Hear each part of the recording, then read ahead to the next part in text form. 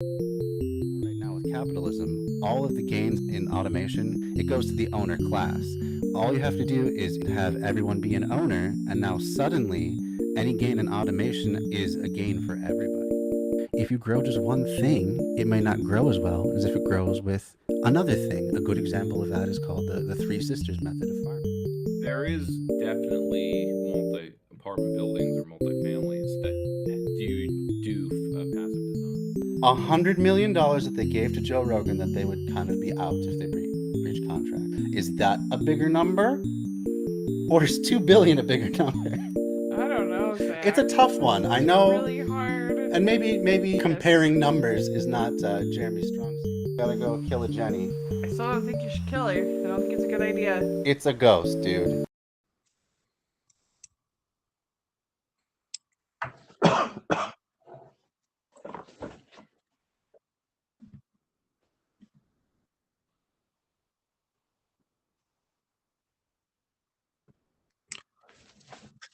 Chair of the Albany County Greens.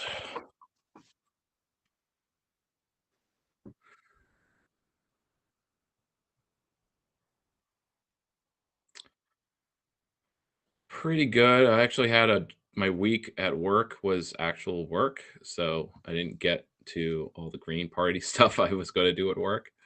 Um, Basically changing, doing online stuff. Basically, updating our lists, making a logo, or at least amending it. Because we have a bunch of Green Party logos. I just need to work in Albany County into it. So there's just the little housekeeping stuff before you start making outreach materials, which needs to be done like today, or I mean should be done this month. So there's a deadline, especially when we get into April petitioning season here in New York. So that's kind of this really hard deadline where it's like, look, I want to be able to canvass as many Greens in the county as possible, get them on board, or see if they're on board. So we have a good team for canvas for petitioning when the spring festivals start happening, and so on. And there's also the idea of actually going onto the college campuses and at least in the local state college university, apparently the suits are more lax, and so there's a attitude that my colleagues have of like we should just go into the cafeteria and get 100 signatures every day we're there, or something like that, since because I think in the past like we would have been prevented, any political organizing was like banned or restricted to, and even students like had a hard time doing anything. But apparently new admin does in fact create new opportunities, um, at least on the bureaucratic side. Like at my current office, they will opine, the opposite of opine, that previous chancellors during the Como administration were real assholes who would ask for the impossible, or they would ask for a lot and then not use it. They're like, oh, actually, the other thing you spent a month working on, throw that out. I want this instead. Can you get to me in 3 days? That kind of thing. Or they make a nice thing and then they wouldn't use it. The new chancellor, former Secretary of Education under Obama, King, he's the chancellor of the SUNY system now, so he's very polished, polished turd, neoliberal turd, but a nice enough guy that he's not a bit burden to work with if you're your vice provost or whatever, and he listens and he takes input, and but not all of it, of course, but because there are certain things that's like, yep, we're going with mandatory FAFSA, or we're promoting FAFSA because the numbers say this. I'm like, yeah, the numbers from the think tank that just looks at one stat. If you look at more stats, there's a correlation causation problem here. But anyway, so I brought some fun stuff, some relaxing video that we can kind of pick at, like the homesteading, basically, as a homesteading video. And then the third is about public housing, but in Europe. So you have the same thing that happened in America with a public housing complex, but in Amsterdam. So interesting to learn about that there was a similar experience, very similar. But it was almost its downfall was caused by the end of colonialism rather in the and then in America when public housing. Well, I guess I'll get to it. But we're gonna start with Tim Pool because I'm envious of those shows like Majority Report that pick and choose how they make fun of Tim Pool because he has so much content, you know. So let's. So this one is about it's titled "Individuals," and this is the blind. I'm going in blind. Individuals do not need mansions. It's too much house. So a title like that makes you think. This is why Tim Pool thinks he's a moderate because he's for like a mansion tax or a bedroom tax. You know, if you have unused bedrooms, there should be a tax, which is in the UK has that, or a mansion tax where just houses over a certain amount of square footage. Let's put it at 2,500. There'll be a tax on that. So you can call it the McMansion tax. So it's like, well, they deserve it, especially when heating bills are so high, and then the money from the tax can go into the grid or whatever. What passes for green capitalism, green infrastructure, what passes for it these days, which of course it really isn't because it's going to fall apart in 20 years, or it's not replacing the grid that has a D plus ranking. Can get pretty doomer about that. But let's see what how Tim guides this conversation about two big houses. Oh yeah, I control it. All right.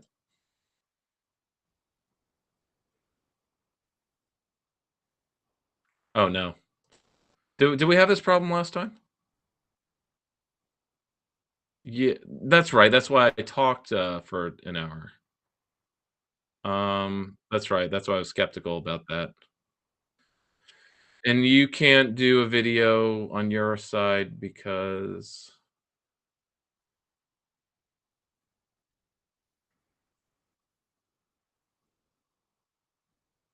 oh. Mhm. Hmm. Do you want to switch to Jitsi and see if it works?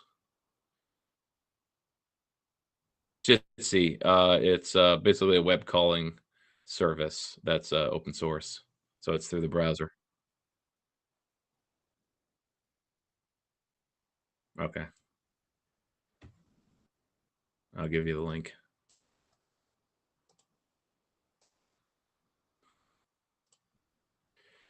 Paying our rent to the landlord, digital landlord.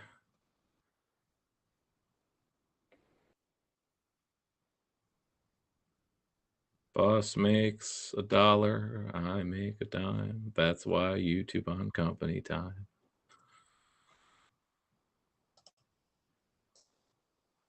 Okay, two Temple videos are in the messenger at the moment. And then there's the other two.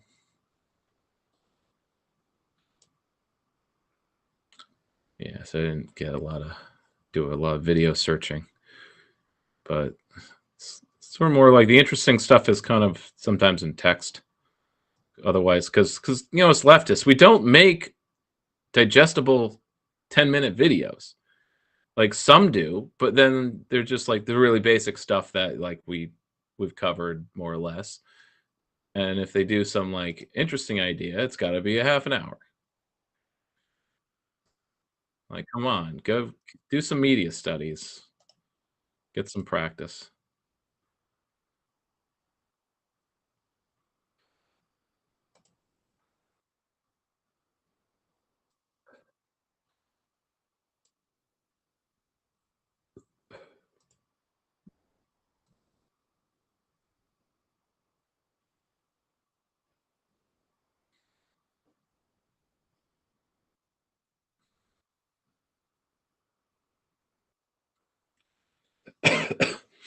Mm, make sure you get some good OPSEC. Keep your OPSEC. Is there a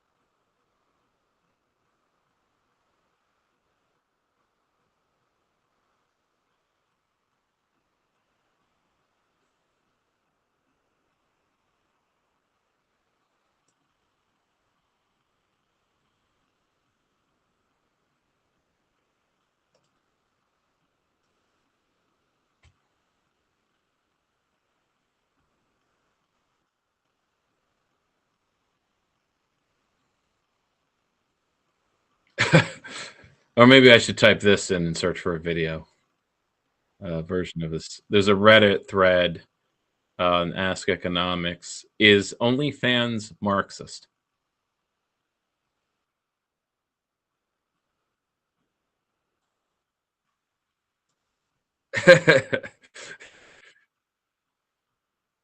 Well, I think it's meant to be the opposite. Everything I like is Marxist or something. But let's see what I can find. Maybe there's a YouTube version of it.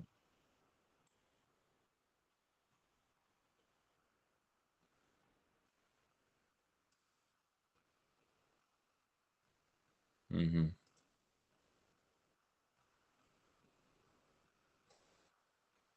Well, I'll read this thread and then we can respond.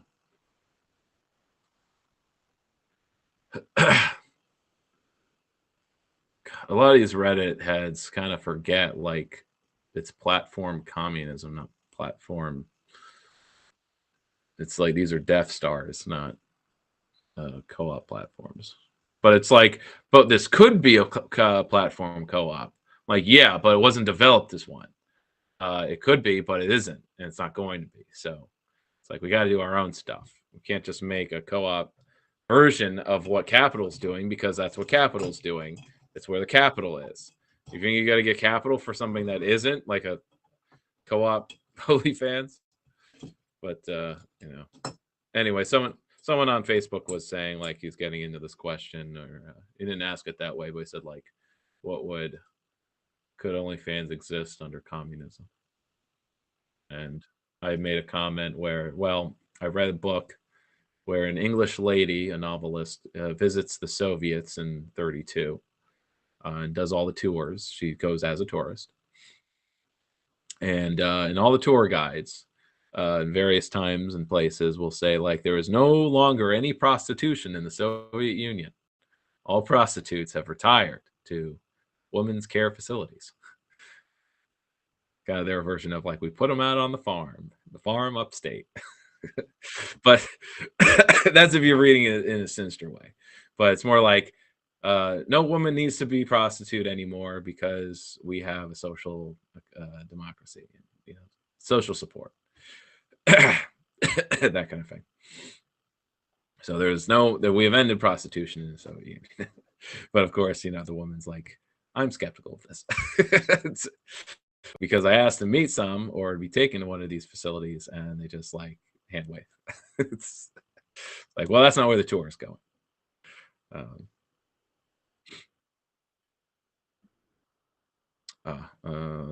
okay, there we go. I'm saying it. So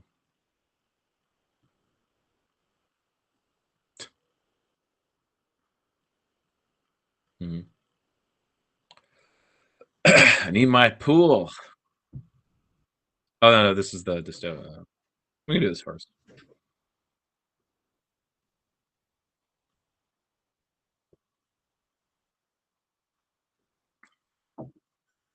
The hive.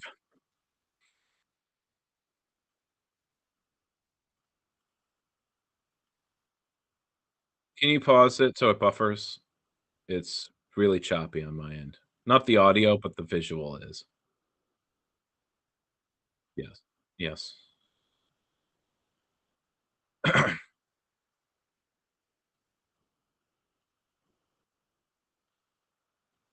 Well, I can make it.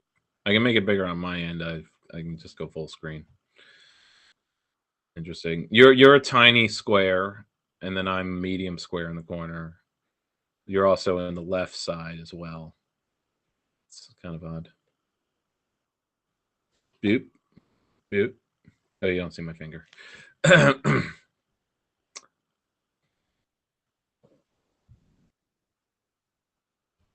Yeah.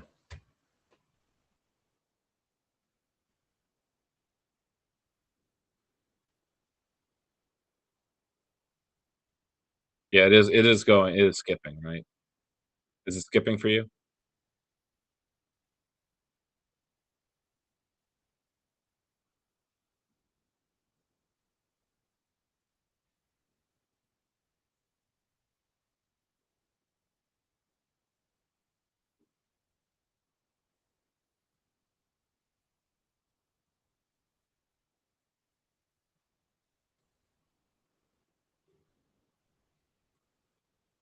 And this is with premium. Premium allows you to do this, but that doesn't mean it's good.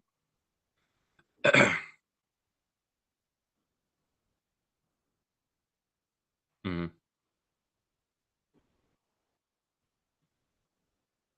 Oh, there's no audio for you. Yeah. It's not getting it. Okay. Hmm.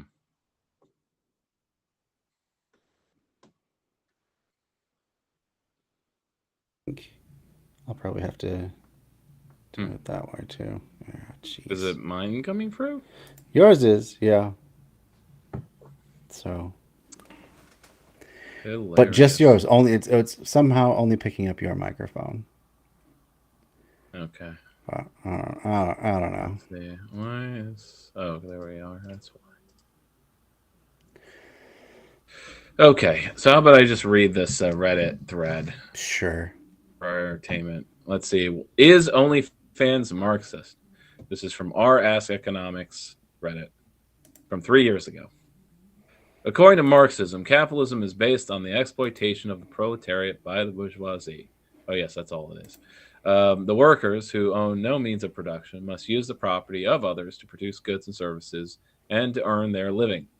Workers cannot rent the means of production, i.e., e.g., a factory or a department store, to produce their own account.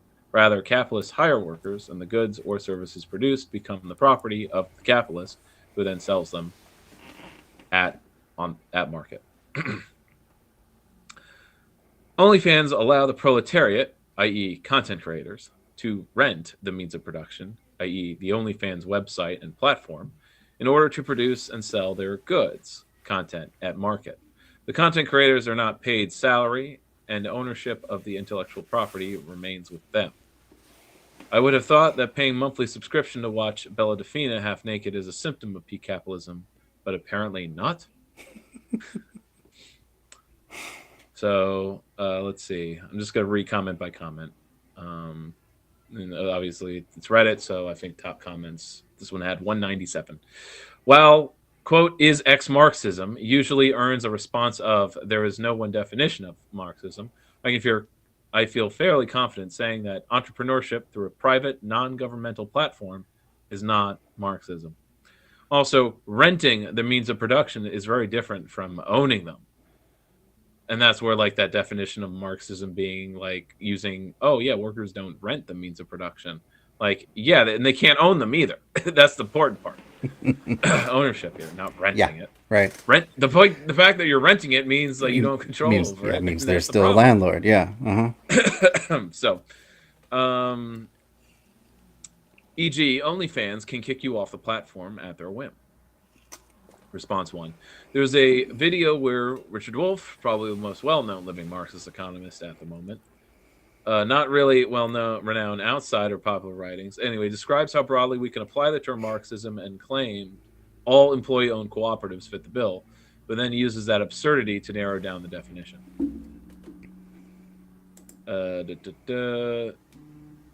Is he a het guy? Far as from well-known, Gingers and Bowles would be someone close. Okay. Oh, okay. These are two other guys. Lawrence Cool Water response. This is a good answer, although I fear it shall spark the start of what's colloquially known as the Marxist circle jerk. That's not real Marxism. This is real Marxism. Hippie Chan. Great name there. I would carefully use Marxism in this context because the firm structure that OnlyFans uses is unlike anything that Marx directly dealt with. Okay, but it can be informed. Okay. Plus, there's neo-Marxists who deal in the current economy. Right. To be fair, you're correct that websites like OnlyFans connect sex workers and performers with consumers of pornography, but that just means they're like a market. The market itself is also not a public thing. However, content creators. To be fair, yes. Okay. So, however, content creators on OnlyFans are not employees of OnlyFans. Their relationship to the website is more akin to an Uber driver's relationship to Uber. whereby they are, in legal terms, an independent contractor using a third-party service, blah, blah, Yeah, very gig loose economy, legal I terms. think we Yes. know it. Uh-huh. Furthermore, OnlyFans, much like Uber, takes a cut of the revenues generated from these contractors, 20% of subscriptions, 0% of tips. So those contractors are in some sense paying for the service, but in a direct way, in a different way than consumers. But you can also see it as they are the consumers of the platform. It's a consumption all the way down. So the problem with ascribing this to Marxism is that Marx's analysis in Capital, at least if we're just sticking to that, is of a very specific type in the 19th century when Marx was active. The economic relationship between the laboring and working classes, and the money ones, was fast evolving with the onset of industrialization in Europe. At that time, the way that capital and labor interacted was such that labor had to seek employment with the owners of capital, and the property rights to output were assigned to the owners. The analysis in Capital does a poor job of explaining the contractor relationships that exist in the gig economy because, for all intents and purposes, content creators on OnlyFans and Uber and all self-employed or are self-employed, even though their major source of income is often the contracting work they do for a single company. Yeah. I mean, that's like So saying that military contractors are government employees, I guess. There's probably some Marxist analysis. It's also like when certain social democrats will kind of point to government programs and spending as like I've seen books that kind of quote the share of our as government when government spends money and it goes to private businesses, that's state economics, or that is social spend, like that's the social economy. yeah, It's semi-socialist or something. Sure. Or at the very least that's a type of state capitalism when it absolutely fucking isn't. At least I would dare say that it makes no sense to say it is. Or to count that as like public spending. It's like, no, it's going into the hands of private individuals and Right. corporations. How the hell is that socialistic or social in any way? Oh, they're doing social work, like when we pay Verizon to build public internet, which then they don't do. It's like, that's supposed to be yeah, social democracy at Yeah. work, the public-private partnership. or PG&E to build a power system that fails every year. PG&E. Yeah, they were That's that one out in Porn California. and Goodies Inc. I don't know what that actually stands for, but it's the one that caused all those California wildfires like about a year ago Okay. because they just were not. Well, I maintaining referenced it. in I don't know if it was Bleach or just one of the anime abridged series. One of the sponsors of the anime was P&G, and it's like this show is brought to you by Porn and Goodies. So that's what I'm referencing. Pacific Gas and Electric. That's the name. Okay, that makes more A little more sense. sense, yeah. There's some let's see. There's probably some Marxist analysis out there about the gig economy. Oh, really? Maybe we should look at that up. But I would be wary of what you read, as a lot of it is informal analysis and not peer-reviewed. That's also important. Jacobin, not peer-reviewed. In general, though, I would not call a gig economy Marxist, as I don't believe classical Marxism is well suited to discuss the modern economy. That's why you have neo-Marxism and postmodern Marxism. Note, it's more on the social side of things and not so much about the economics, but there is an ongoing discourse as to whether or not sex work in general is Marxist. I'm not sure why that... The argument essentially states that sex work as a transaction of money for sex service of any kind exists purely out of the material need, and therefore, if material needs were satisfied by default under a socialist or communist system, that sex work need not exist, and would at that point be an action undertaken for purely selfish reasons. As like any third party work, right, outside of a communalist system, communalist economy is like selfish work. You're doing it for your to do primitive accumulation or something. Gotcha. Unless it's with money that expires or can only be used within your community, kind of thing. The counter argument is that if the intent of socialism/communism is to reassign the property rights of labor output to laborers themselves, that sex work is merely a laborer using their own body to perform a job that benefits themselves, and is therefore not inconsistent with socialism or communism. So, depending on who you ask, OnlyFans is not Marxist based on the first argument above. I think I would also add that, like, look, if we're talking about like any kind of work, the purpose of communism is to abolish work. So this whole like, will sex work will exist if we have socialist economy? Like, well, not really, but we also won't have any other kind of work because we're going to be divvying up the chores and the labor that needs to be done in a very equity basis, as well as, or it's automated enough so we don't really care. And so sex work got to be automated. Like, well, the point is, we abolish the money system, and like okay, so the radical feminists of the '60s, right? They were very forward about the project of abolishing the family, and by the mid '70s, as the left lay defeated, many of the left walked back any of the goals they had, basically said by the late '70s, like, we were wrong. We were wrong. We actually do need the family. We do need capitalism. Like, that was the real, like, the victory is the left basically gave up. And that's, they became yuppies. They bought in or sold out, depending on who you ask, and settled down. They grew up. They get rid of their dreams, and so you had some who wanted to keep the course, and they were. By the way, I'm reading right now the Abolish the Family book that was published recently, found in an anarchist bookshop near you, and she's going through the history of family abolition, and that's kind of what I'm drawing on, what I'm saying off. Sure. That. Look, it's all work, and we want to abolish work. So, the point is, like, if we're really an egalitarian society where we abolish a family, we basically have free love and free relationships and relationship anarchism or communism. As I read on my show an essay that's like, forget relationship anarchism. I did that. It sucks. We need relationship communism. Because relationship anarchism still kind of treats everyone as like this individual that picks and chooses and shops around, when really it's more about like we need to be in it together and provide love and caring. That includes sexual healing for each other. Okay. Though if you're going to be really individualistic about it, you're going to be like, no way, I got boundaries or whatever. But that's all part of it too. Not that I say I've figured it out.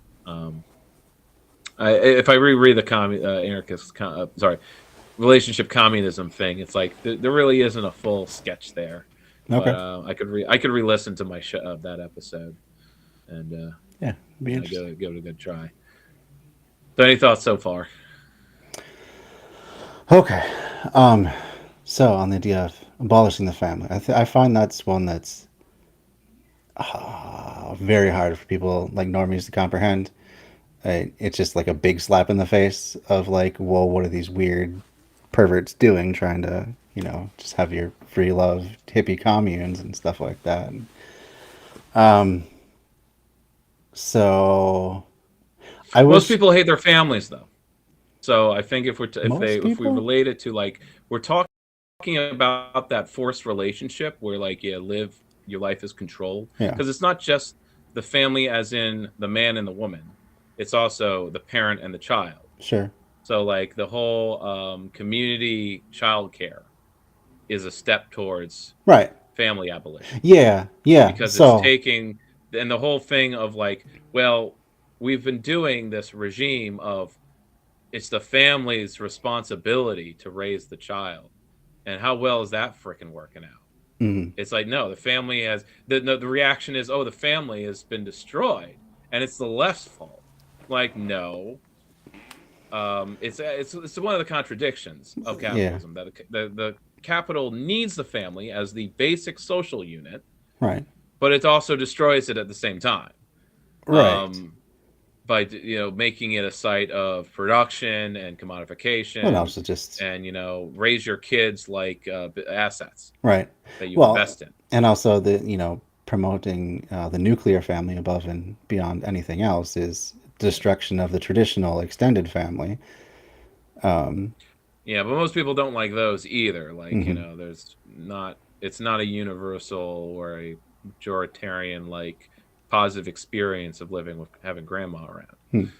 Um, I think what is meant though by the intergenerational is that you have a when we say multi-generational household, we don't mean blood relatives. We just mean having old people around kids and Sure. kids around old people. Sure. Yeah. Um, So, I mean, in that regard, it would seem to be more productive to frame it as just an expansion of the family, not always only is. limiting it to blood relations, because a lot of people can relate to that. And most people have found at least a couple people through their lives that they consider The family, even It's though they got about no. found family. I Right. think the word kinship is used as a Hmm. replacement. Like we don't like end the family, start kinship. Hmm. Because when we talk of traditional family, there is no one traditional family. You True. have tribes, you have clans, you have True. large extended, you have the longhouse. Um, that's what we're talking about. And you have early socialists trying to do that because going back even to Plato, it's like the source of inequality is the family.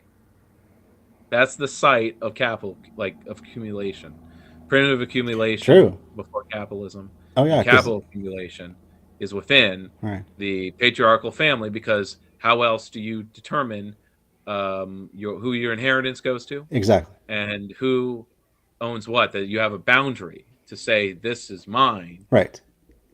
You need that nuclear family, and that's why it was Yeah. important to the development of capitalism, or the capitalism developed the nuclear family Yeah. Yeah. Yeah. in the Victorian era. And Uh, it's interesting that it didn't fit with everybody, and they fail. They were failing to be good families, and we have to fix that by forcing them to be married, one man, one woman, nuclear family. And if you don't fit into that, you're a degenerate. hmm. True. True. Yeah. I was going to say something, but it slipped my mind. It's a lot, Yeah. especially because it is like not even in your Audi left circles. It's definitely like it's buried thinking. It's thinking that was very prevalent in the 60s, but that's kind of like it freaked people out, and it didn't get very far. And so like the survivors of that movement had to walk it back. Yeah. Well, I But think then more the result is cynically, Goroboss feminism instead. right? More cynically, the boomers just look back at it as some youthful experimentation Like, and, yeah. and indiscretion and, put on a suit and tie and absorb themselves into the corporate oversoul, basically. But here's an example. If we had video capacity, I would bring it up. But it's a clip from Daria, where in the 90s you had satirical motions, whether it be groaning or whatever, or the Daria writers, Gen Xers basically Yeah, yeah. writing about their parents, Right. hippie parents, where they were, they had their ideals of egalitarian families, but because they were replicating the nuclear family, they still had a nuclear family structure. The women were not being liberated. They were being Right. liberated to work and to be career women, like in the Daria household, but and they were equal partners. So that was the progress, but it wasn't full women's lib, or at least at the time. The joke was, sorry, I'm referencing where it's a flashback of Daria's parents when they're young hippies in college, and but the men are still hanging around drinking beer, and the two women are cooking Yeah. and doing the dirty chores. Right. And so it's like there's this whole like hypocrisy aspect to it, Hmm. but at the same time there's acknowledgement like they didn't want to grow up to be their parents and be the man. And in some ways, like they're doing it the same thing, but they're doing it their way. Yeah. Well, I mean, Where it they're ends with like the hippie friends who stayed hippies. They have a hammock business, and and Jake, the Daria's father, who's in marketing, basically draws up a business plan for him. It's like, oh man, that business plan you drew up, we're gonna blow the rainbow hammocks out of the water, That's and good. so on, so on. And the recognition that like either of them don't like doing these various hippie things, but they think they're doing it for their partner. So Right. there's a bit of truth there, obviously. That's why it's funny, and it's written by the Gen Xers who live through it. Right. And that occurred because they kind of didn't go all the way. You know, I think I've read this in various things of like the problem is that they didn't go all the way. You know, you're going to be hated for going all the way, but you can embrace that. Whether you're Aleister Crowley or let's see, name a comedian who went all the way. What were the other? You got to be a villain in American society. It was my book on pop culture villains, and it was like this class of people are hated because they went all the way. But that's what made them stand out. Took it to the extreme, Right. Which also makes them pariahs, though, and so there's a fear of being a pariah, as they were made into pariahs. You know, the myths of bra burning, you know, that never really happened, but it's like, oh, they're so extreme and crazy, they burn their bras. Yeah. It's kind of, you know, the rights, lies, and mythology becomes the public consciousness. They love a good moral panic. Just like the spitting on veterans returning from Nam, right. or like I'll see this in media today.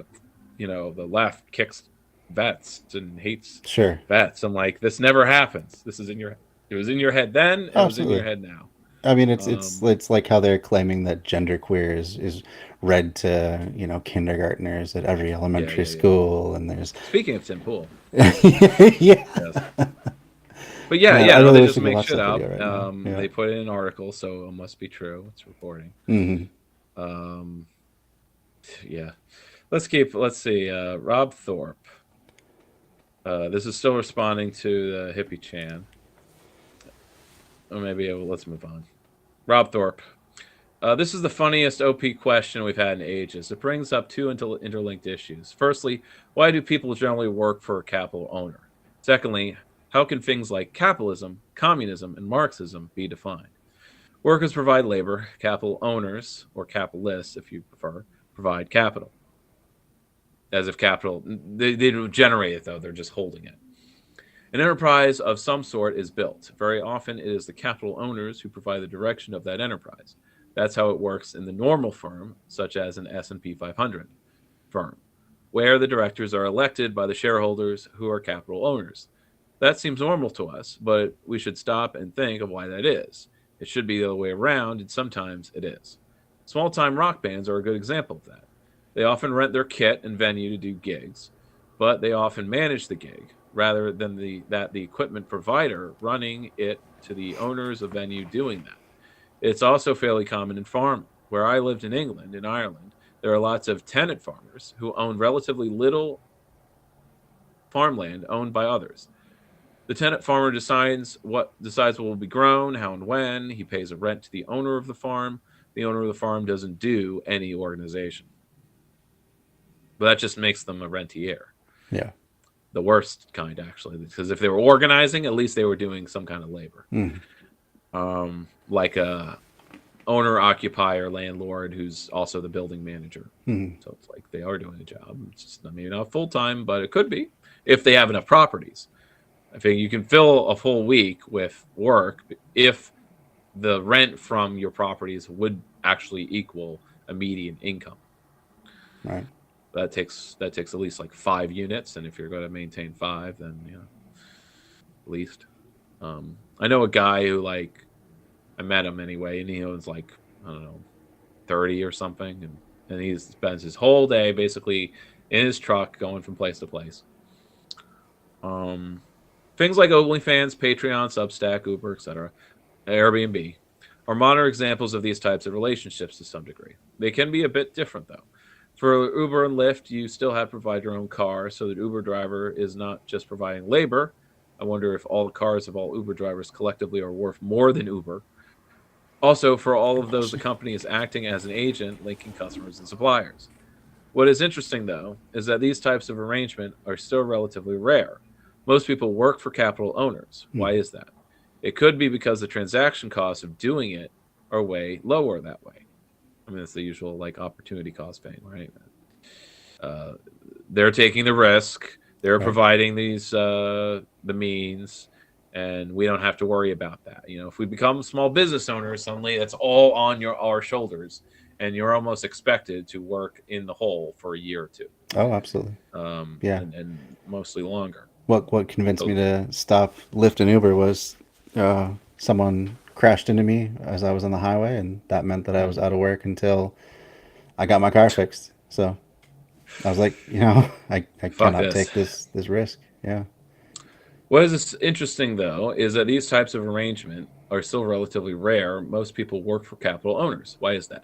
It could be because, oh, no, sorry, I understand that it's an area of research. I just don't know what the up-to-date view on it is.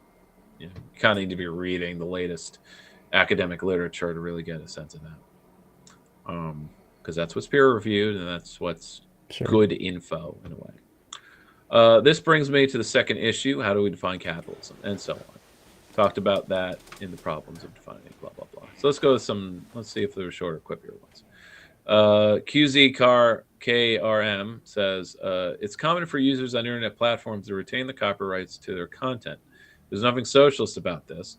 The actual means of production, the application software, the computers used to develop it, office space, server infrastructure, are owned and licensed by the platform company. Right? It's not just the platform is linked to a bunch of fucking infrastructure, Let's see. And okay, this is not a long thread because I'm on the comments. It just got 2 upvotes. OnlyFans users are self-promote proprietors, so they're considered to be petit bourgeois. Marxists are often conflicted when dealing with this group. Unless, you unionize them in some way or they create a association, at least. Which is really petite bourgeois, though. Like, yeah, that's a certain thing about that. This goes to YouTube creators too, like our leftovers, petite bourgeois. They employ people. That's true. Okay, I see that. Yeah, some do employ people. You're right. That does make sense now. Is the computer and the microphone the means of production, or is it YouTube's vast servers? Right. Yeah. As well as the net. You got to include all of that too. Mm-hmm. It's not the natural marketplace, It's in the marketplace is not this ephemeral thing. Market requires infrastructure, and you have to ask who owns that. So a lot of it's public, right? Public infrastructure, the roads, but not quite the internet, unless not quite the internet. That's public. There's some publicly owned internet, but. I know, but I'm referring to like the full network that right. It's definitely in the world together. Definitely the exception. It's very large firms. It's just scales up. Right. Okay, so that's what we got on that side. I suppose I could go through my list of articles here. Let's see if I can find something funner. James says hello. How's it going, James? Hi, James. Actually, there's 2 articles here that I did not cover on my show, but I'm cool. Oh, wait, this is a video. Stupid fucking Jimmy Dore. Okay. There must be an article version of this, though. Oh, man. I thought I had an article version. It's like 62% of Americans want a third party, but like, if you kind of ask them what kind, they're like, say, I want a centrist party. Or it's like they're centrist and they're like, oh, the Democrats and the Republicans are too extreme. I want something in the middle. Something moderate, some sensibility thrown into the mix. Or they just don't know what they want, or they just they don't see themselves as being a side. So but that goes with this here. This is an article published April of last year. It goes with them not being able to imagine that there's anything beyond Republican and Democrat. Like that's the full band of viable political spectrum. So yeah, like what is the Overton window to them?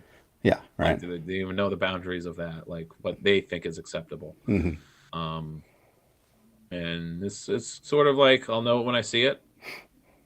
But I like that I was able to define by reading the FCC rules what is the difference between obscene and indecent, and like it isn't just know it when you see it. There is something of a definition. It's just a very vague one, so you can define, like you can apply it to all kinds of things. But the difference is that an obscene content has no cultural, political, artistic, or educational value. And anything that's indecent could be the exact same thing, but it does have some kind of value. Sure. So you have to argue in court when challenged, if challenged, how it has value. Yeah. Like, how did Piss Christ have artistic value? True. So that's how those things are decided. Like, what makes this art versus just an obscene object that doesn't belong in a museum? Mm-hmm. Piss Christ was still art, and it could be defined as that. So it had artistic value, and thus it's indecent. So you can put a sign next to it, or you can bar kids from going in the room. But it's not prohibited speech or speech you can prohibit. Obscene is basically going to be hardcore porn, and stuff like that. Where, again, if there's fluids involved, you can basically say there's no educational or artistic value to that. Hey, you definitely no. But maybe you could argue. Sure. If you've never seen that before. I think that needs to be done, or as long as it's on the internet. But if it's as soon as it's not on the internet, but it's weird how there hasn't been that kind of fight, or maybe there has. So maybe we need to go to the Digital Frontier Foundation and see the latest on porn. Or maybe those court cases will be incoming as you have Republicans pushing on trying to ban porn. Because some of them are going all the way, and they're going to be hated for it, trying to ban porn. But I do kind of respect them for going all the way, and not being mamby-pamby about like, well, I'm going to act like I want to save the kids from save their innocence. When, when one of the messages of Poor Things, great movie, is that innocence is not being sexually active. It's understanding there's inequality in the world and that life isn't fair. Like, that's a loss of innocence. It's not being sexual. I think that's interesting. That is interesting. My nieces can refer to, oh, you're junk, Yeah. Uncle Dan's junk, when they're burying me in his hand. But it's their loss of innocence will be tied to questions of like, why is it like that? And there's a clip from American Dad where Haley is put into a trance that thinks she's 6 years old, and it's broken by like something like a seal's killed by her husband kills a seal. Ooh. and gets all away with it, and so her reaction is like, but that's not fair, and then like her trance is broken. So I found that interesting. What am I on about? Loss of innocence. Yeah. Republicans trying to stop a loss of innocence when they don't advocate to ban porn or restrict it anymore. Mm-hmm. It's like they're being complete flip-floppers, And so, of course, the moralist Republicans, which is a certain demographic, always shrinking, but it used to be a big section of the electorate in the 80s, the moralist Republicans, who deal with everything in moralist terms. Like, of course, they don't trust any Republican or any politician because their moralist values are just not compatible with capitalism. So, but like but that doesn't mean they're post-capitalist, because if there is post-capitalism, it's definitely not going to conform to their standards of a moral economy. A moral economy, they want theocracy, in truth. A government that intervenes, but intervenes purely in their moralistic terms. Yeah, on their moral terms, standards. Mm-hmm. So that's how you get these paradoxes. Well, Republicans say they're for freedom, but they're against the freedom of sex and whatever. Like, but you're taking it as a monolith, this coalition party. Yeah. It's like there's different demographics. Well, also, they mostly want freedom for themselves because they've already assigned themselves as the moral guiding light of the world. So it's not freedom for all you degenerates. Yes. Yeah. You could take that as You can take it as one way or not. Mm. So this is a piece. I don't have to share it, but I'm just reading. It's from Axios. Record number of Americans say they're politically independent. It's basically the number who identifies independent now equals those in both parties. In 2004, it was basically an even three-way split between Democrat, Republican, and Independent. And Independents were the flip-floppers, or something. And they were, in fact, actual centrists at the time. Now, to 2023, according to surveys of at least 1,000 U.S. adults, this is Gallup, half now identify as independent, with 25% in each major party. So we can and since the political spectrum has polarized, that a majority of these independents are, in fact, extreme partisans who are fed up with the hypocrisy of the parties, if they have any kind of intellectual. So they're probably the more intellectually honest partisans.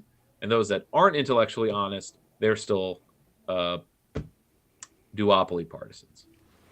The whole, I'm voting for Biden because he's a promoter of peace in the world. Well, Trump will start wars. Like that kind of partisanship. Yeah. Did you hear we're bombing Iran now? I heard that. Yeah. I am actually starting to get nervous about this escalation. Several countries all at once. This is not good. It's definitely not good. I'm wondering. I'm not assuming China will back up Iran in any way, but I'm wondering how far it goes before, because China's foreign policy is to not be interventionist. Right. They're not going to do anything militarily to block U.S. actions. Yeah. They're very defensive. So this whole war with China, direct war with Russia, I'm not confident that is in the cards in this decade, maybe next decade, but it all depends. Our military forces are still more than there. So as long as that's the case, as long as we're funding our army over anything else, we can still do that kind of foreign policy. Yeah. And that's sort of what's needed to keep the dollar afloat. Sure. So it's quite the bind. Yeah, I mean, at this point, it doesn't seem like there's any benefit to China really getting involved in anything. They might as well just let us exert all of our army and work the tantrum out. Yeah, and, right. Get it out of our system. Will they continue to out eventually outpace us economically? So it's they've read The Art of War, even though there are a lot of faux intellectuals. And it's I'm reading The Art of War. Yeah.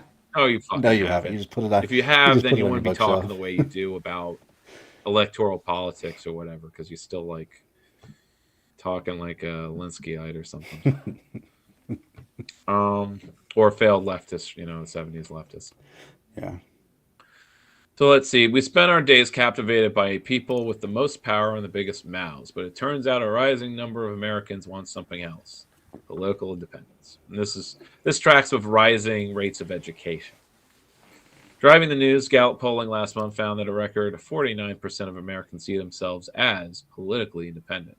And of course, they could be also diluted, because it's they'll say they're independent, but they'll still vote major party lines. They just pretend they're not partisan hacks, or that. But again, there's this difference between 2004 and today. In the last 20 years, it's okay, why this switch? Why this? I guess it's because of polarization. It's a reaction to well, I don't want to be part of that, so I'm going to say I'm independent. I'm neither. I'm not siding with these extremes, because extremism is bad. They are the centrists. Yeah. But maybe more Americans are being honest that they're centrists. Let's see, because you had all these centrists in the parties, except the two parties are still fucking really centrist. Right. But whether the media is pumping up the polarization as if the parties do mirror the general population, because the population's polarizing, but that's only marginally reflected in the case of the Tea Party and Bernie Kratz on the other. Yeah. But most Bernie Kratz are now part of these politically independents. They're in fact, most outsider leftists I know are basically no party now, Yeah. and I see it as my job to recruit them and say, like, look, you're gaining nothing by being no party. I understand that you see elections as being like the fifth worst option, but it needs to be on the menu of things we're doing. Yeah, at least locally. Yeah. Because there's no point in starting your co-op if there isn't a local government that backs it. Exactly. Because just think of how much better the co-op economy could be doing if it had a local council that was like doing a tax incentive for it.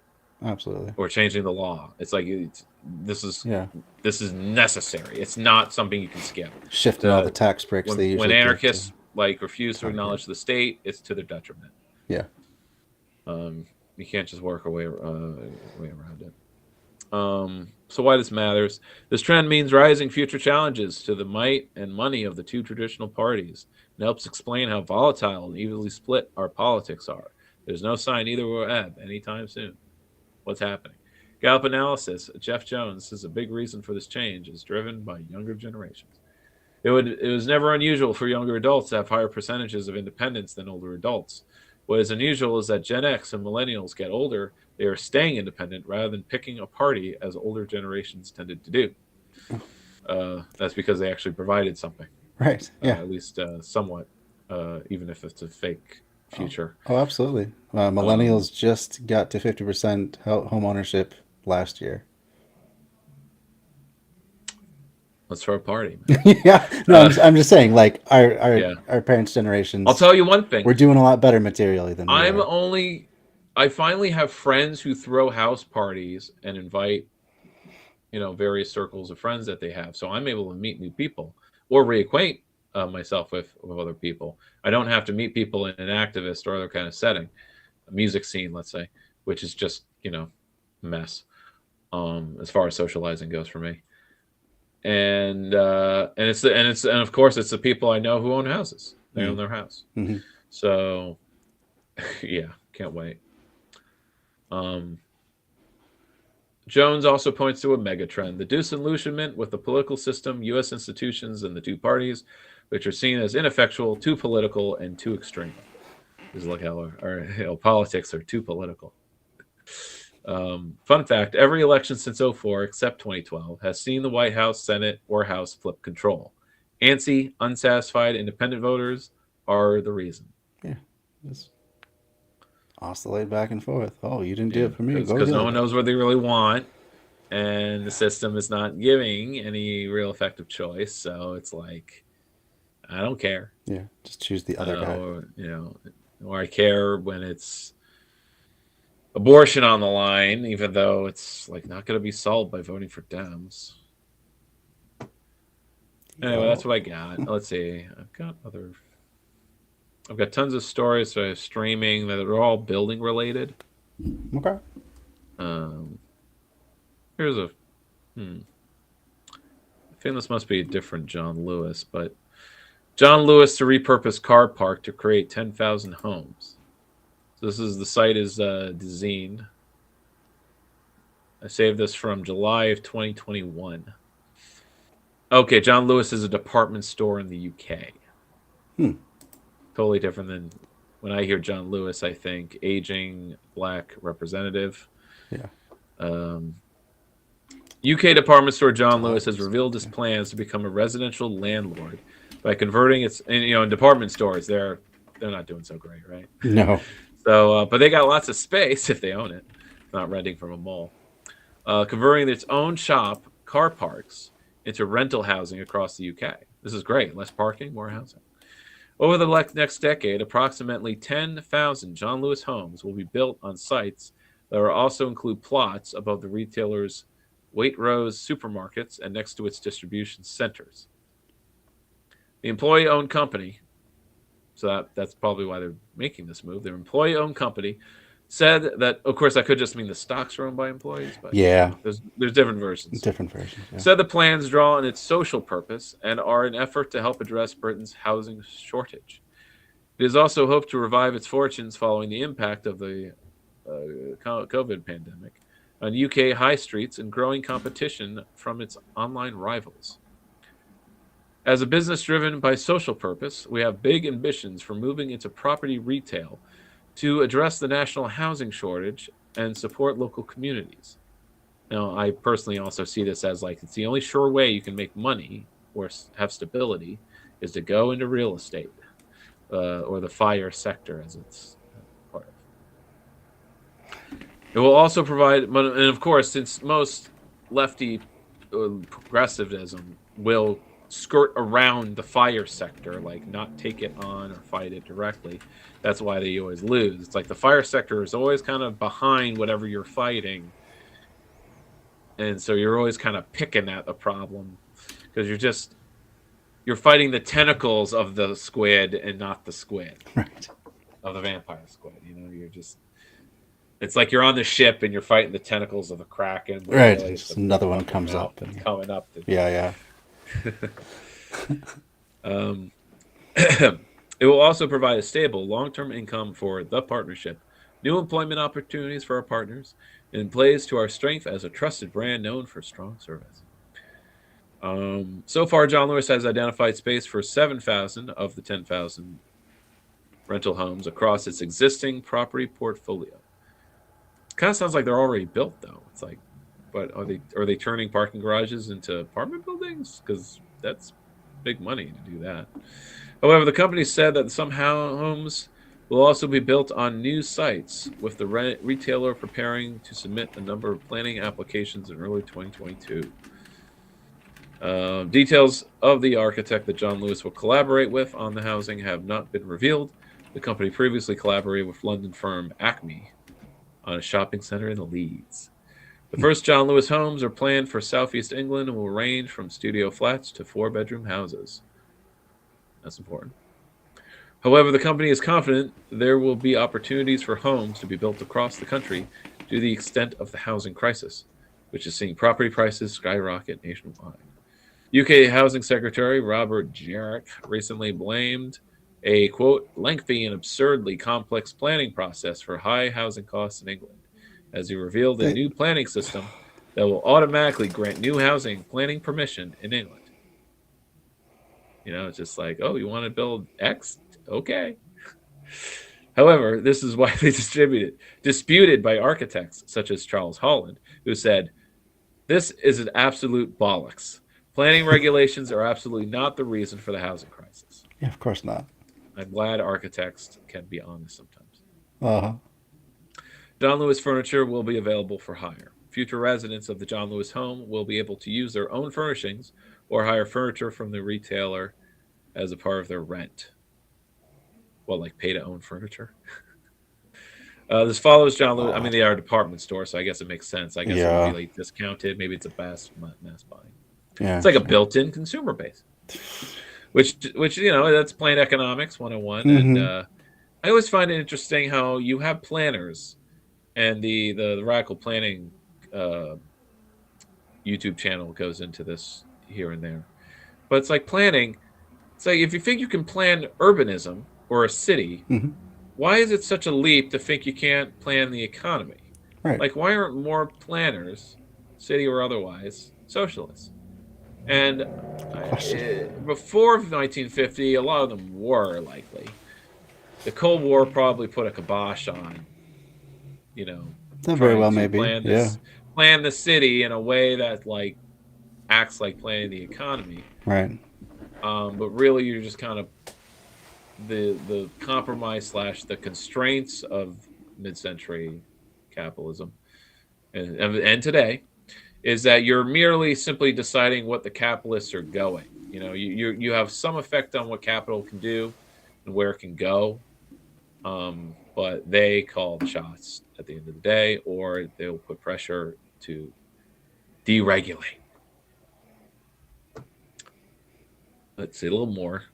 Renting furniture has become an increasingly popular trend in recent years due to the growing popularity of the sharing economy.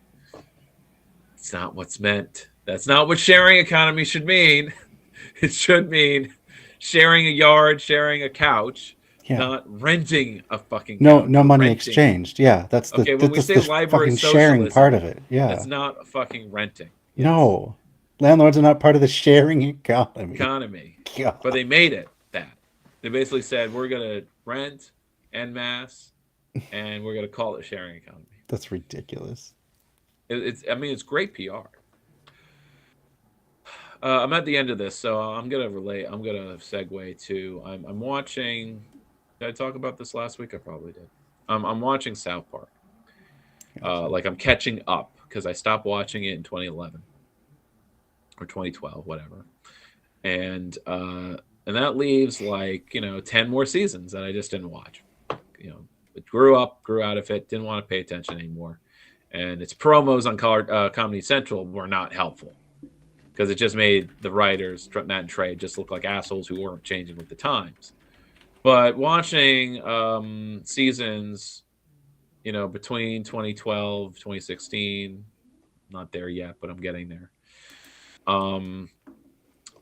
Their satire is still pretty good, and they're actually pretty smart. Like I just watched today the trans bathroom episode, and the promos just had Cartman being Cartman, where Cartman is taking advantage of being like a trans bathroom to get his own bathroom.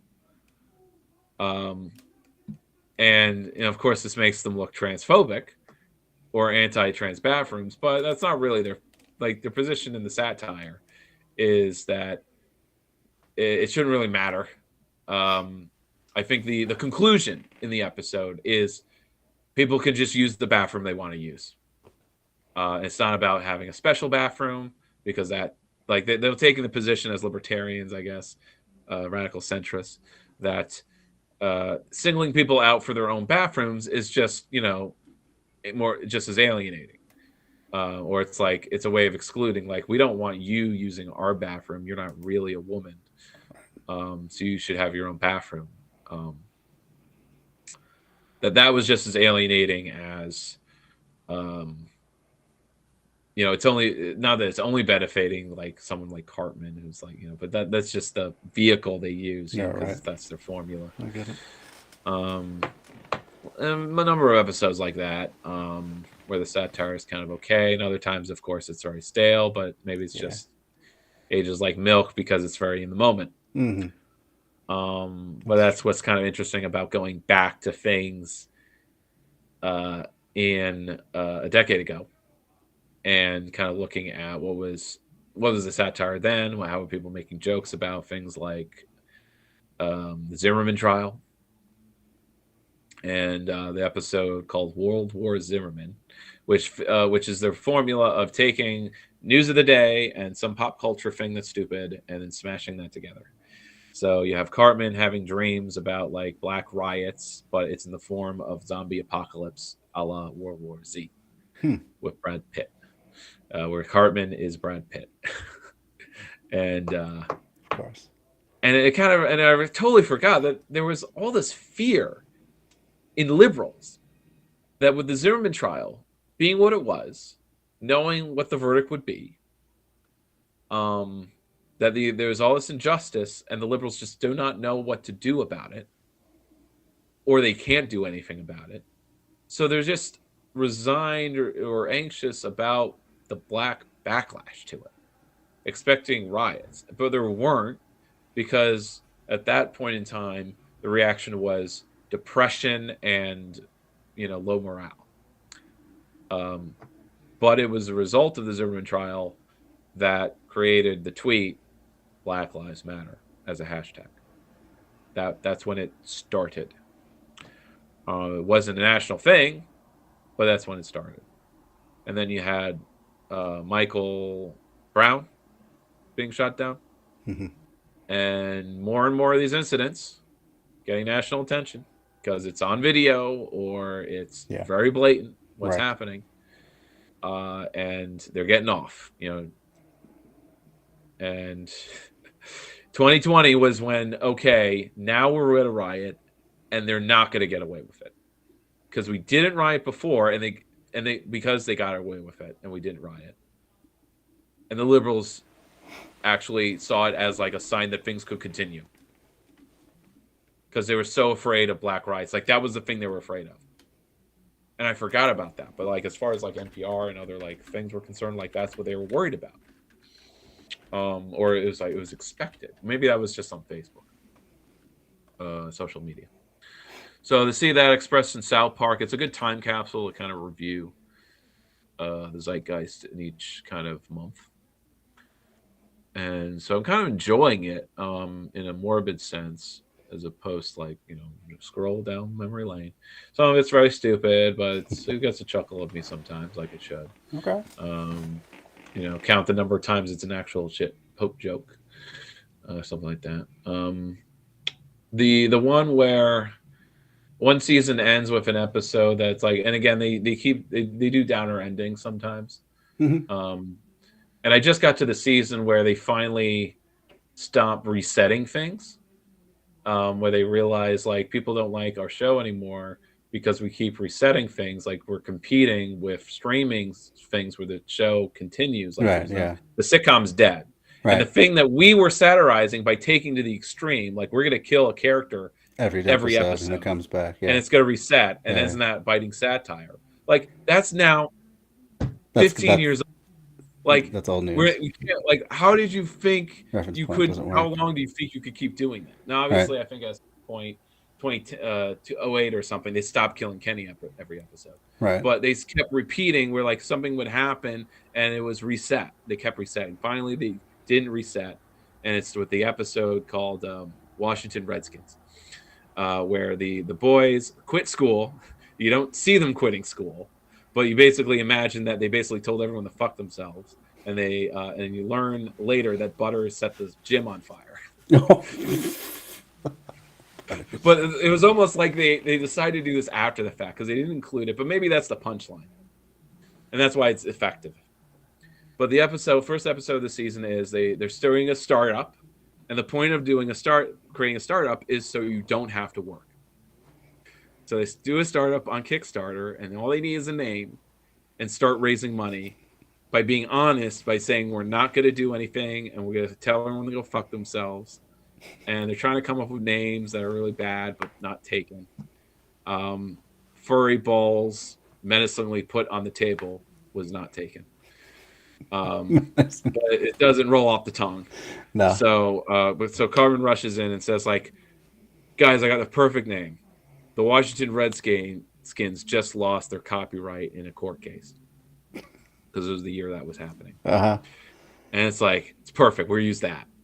And so for the rest of the episode, they're like a startup. Carmen gives like a Steve Jobs TED talk where it's like, we are a Ford company, and it's like, we're the Washington Redskins. Fuck you, And some people say we need to change our logo, and they basically just keep adding like basically a big cock and balls to the logo, basically. It just gets more like juvenile, Ridiculous. Yeah. and it's like because they answer the phone like Washington Redskins, fuck you. And all the while, the subplot is the real the football team are like they're now Native Americans, where it's like this is disrespectful.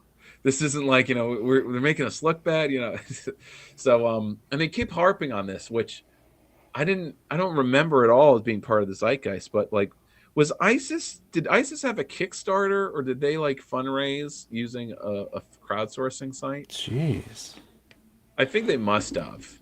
That because they kept sounds making this vaguely joke familiar. where like ISIS is using Kickstarter, and like this was seen as like a good thing, or like it was the satire was like this wasn't the Washington Redskins is insensitive, but ISIS being on your platform was okay at the time in real life. And in the ending scene, ISIS is like, we can no longer tolerate you being the Washington Redskins. We can't be on the same platform as you. Or no, they make their own Kickstarter and they call it the Washington Redskins. So, and ISIS is like, oh, whoa, man, we can't, we're going to take a moral stand against this. So anyway, it falls apart. So it ends with them saying, I guess we have to go back to school. And the punchline is they're back in school and everyone doesn't want to talk to them. They're like, what's everybody's deal? I'm like, what do you, oh, you're back? It's like, I thought you were gonna get rich, and Wendy's like, you said you're gonna have tons of bitches. You don't need me as a girlfriend anymore. So it's like, no, but that wasn't. You're not supposed to remember that. Like, why didn't things like they're kind of acting Things like didn't why didn't things reset. reset? And then like Butters is suspended because he set fire to the gym, and the gym is like burned out. Hilarious punchline. So it's a good way of like really jarring, saying like we are not going to be episodic anymore, and so the other subplot, but it's a very loose continuing story because they haven't gotten to PC principal and whatever else they do. But at the moment, the subplot is that Stan's dad is Lord, the pop star. Oh, that one was. I found that one incredibly obnoxious. I could not. But it continues throughout the whole season. It's like That's a theme thing. It's really weird. It's a way of like trying to say it's not that he's trans. They're not being transphobic like that. They're just like he's just having a double life, and like, he's this on the outside, on the inside he's a songwriter. But or it's a commentary on like the fakeness of music, that like, well, we can justify that Lorde could be completely fictional. Right. Even though Lorde is popular because she's so authentic.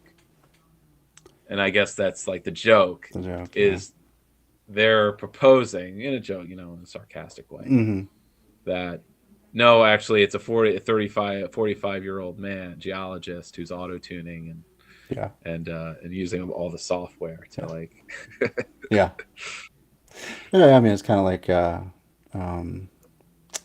Milli Vanilli, how they put the young guys out there to dance in front of the cameras, but really it was I think it was some guys in their 60s who sang all the stuff for them. Oh yeah, singers. They were completely fake. Yeah, and had very thick European accents. Da Vinci? Was that them, or was that? I don't know if that was them, but yeah, they got called out at an award show. It just makes me think, why so late? Like, how long were these guys operating?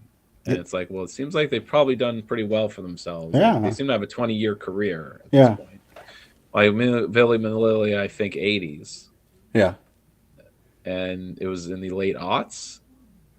Oh, no. Was it that long before they got cut out? I wasn't quite sure. I don't know the timeline. Yeah, you're bringing up something that's separate from South Park I'm watching. But it's interesting, like, I dropped this show because I was too mature for it now.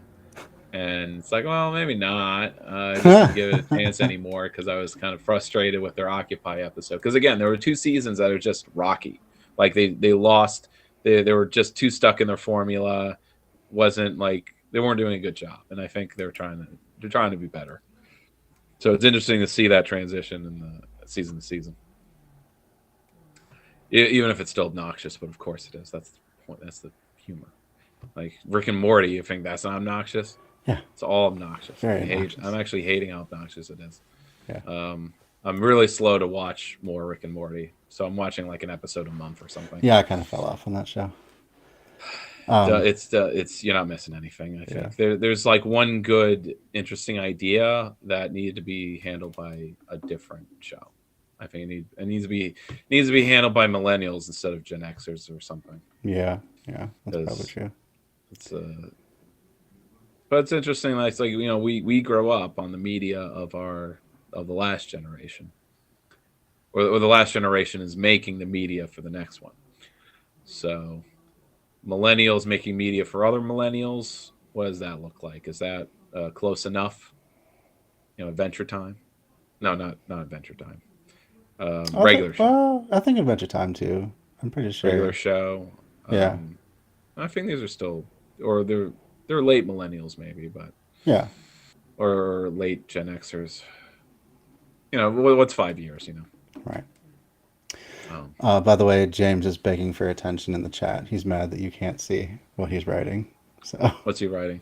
He wants to know if you ever have made burritos in your air fryer. I don't have an air fryer. Well, I guess there's your answer then, James. I'm not a bourgeois sellout. Oh. I'm joking. I don't. How much is an air fryer? There's some cheap ones for like $40. So. Okay, yeah. I did visit a friend who was using an air fryer to cook because he's not a cook and he's eating junk food. See, I associate the air fryer with like households that are eating like 50% junk food or something. Right.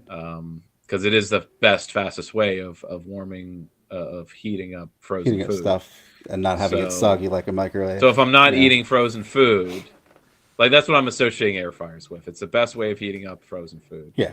Because even better than because it does in 10 minutes when the oven takes half an hour. Sure. So I understand its utility and popularity, and I guess eventually I'll get one. But again, it's like I'd get an air fryer so I can basically make the snack food in the frozen aisle, shitty food which faster. I don't want to put down $8 for something that's not even that good. Something that I would rather go to a restaurant and get fresh out of the fryer. Right. That's my mindset. Like, yes, I will eat that junk food, the French fries, mozz sticks, whatever. But I want to go to a restaurant where it's being deep fried. Though you'll have, of course, lunch spots where they're deep frying the frozen mozz sticks, and that's just like, well, that I'm not getting that again there. Yeah. With their fries, I mean, it's usually frozen fries, but at least it's fresh out of a deep fryer, not the air fryer. The old-fashioned But I did enjoy like what he put in. It came out like, yeah, okay, this is much better than the toaster oven. Sure. I like the multifunctionality of using a toaster oven to reheat fries or to do bagels. For sure. But I understand. But that's all I got to say about air fryers. but I don't need another appliance. I've got the waffle. I know. They just pile up. What else do I have? Crock pot. Yeah. Toaster oven that acts as a toaster too, thankfully, and the microwave. But you know what? And I do have enough counter space for all of that. But I also want to have my seasoning and other things available: sugar, flour, pot, receptacles. What else do I have? The knives, the alcohol. Sure. But but I get it. What else is James asking? Oh, he's saying he uses his $35 air fryer for a lot of stuff. So, thumbs up for that. What does he use it for? What is he? So I guess tonight does he make anything that isn't frozen? Tonight he said burritos. I don't know if that means frozen burritos. Oh yeah, burritos, right? Well, are they frozen burritos? I don't know. Tostitos? I don't know. Now, actually, those I just had from the co-op a frozen burrito. Evolve, EVOL. Oh yeah, those aren't bad. Wasn't too bad. I made in the oven though. But the thing about it is that though, like the filling to wrapper ratio, it's like impossible to cut into it without all the fillings like squeezing out. Oh no. And I hate that. That's not good. I don't know how to eat it without it doing that. Yeah, so that's why I kind of stopped getting frozen burritos and stuff like that. Sure. And it was also like $10 for the package, and although it's at least 3 or 2.5 meals, it doesn't seem worth it to me. I like keeping my grocery bill below 100. Okay. That's pretty good. It goes above 100 when I'm at the co-op, but that's because like I'm paying $8 for butter. Yeah, right. I mean, I did that this time. I usually don't, but I'm like, you know what? This butter, I know that I will not need butter the rest of the year if I get this butter. So, but I'm getting the cheese and I'm getting the good cereal and the what else do I get? I get the ramen packages. I get the good ramen. So I get instant ramen, but it's better. So that's what I do when I'm at the co-op. I don't get the really fancy, like really high grade stuff. I just get the better version of the cheapest shit. There you go. So those it's still $2 a pop, right? Yeah, $1 $2 pack rounds, half $1. It makes a difference, but it's so that's how I get it. Uh-huh. But I always get whenever I go there, I'll get the hot bar, and that's always like $15 or more. Oh man, that hot bar, that's so deceptive. So but it's always per pound, so like you never know when you have to have a real good sense of how many pounds you got on your on your plate there. Well, yeah, some rice Otherwise, and it can add beans up that'll add fast, to right? it. Yeah, They calculate it, but I mean it's always homemade stuff there. yeah. No, it's always In delicious stuff at what was at it our called? The co-ops Amazon too. place, Whole Foods. There's obviously a lot more variety there, but Hmm. it's half quality. It's okay. And you're paying an Um, even higher premium for Whole Foods shit. So yeah, yeah, yeah. But that's at the mall, so it's like that's what I do for lunch at the mall, sure. or if I eat there. Stay away from the food court. Yeah. I do need to get to the mall around town, but it's because I have some gift cards to use. Um, when am I gonna go there? You know what? Maybe Wednesday. Hmm. I'm taking Wednesday off. I got personal time to use. Oh, nice. So and it expires the 15th. Oh, So yeah. So you got to use it quick, huh? so I've got 3 days. So I took one day already. I'll have this Wednesday and I think another Wednesday. But I also got Lincoln's and President's Day. So There you 3 days go. off this month. It's nice. But we got interviews in my office, so I've actually got stuff to do.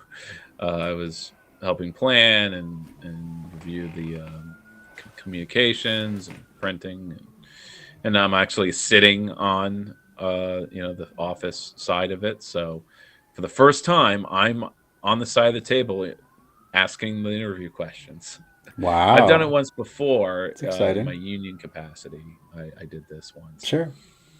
Um, they can be just as nervous, but that's a good sign when the people in the office seem as nervous to be interviewing you because they don't want to screw up and look bad or look unprofessional.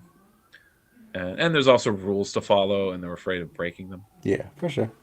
But I think that just depends on offices that don't have a lot of churn, so they're not interviewing all the time. So it's not like this machine like repetitious task. It's something they'll Right. have once a year at most.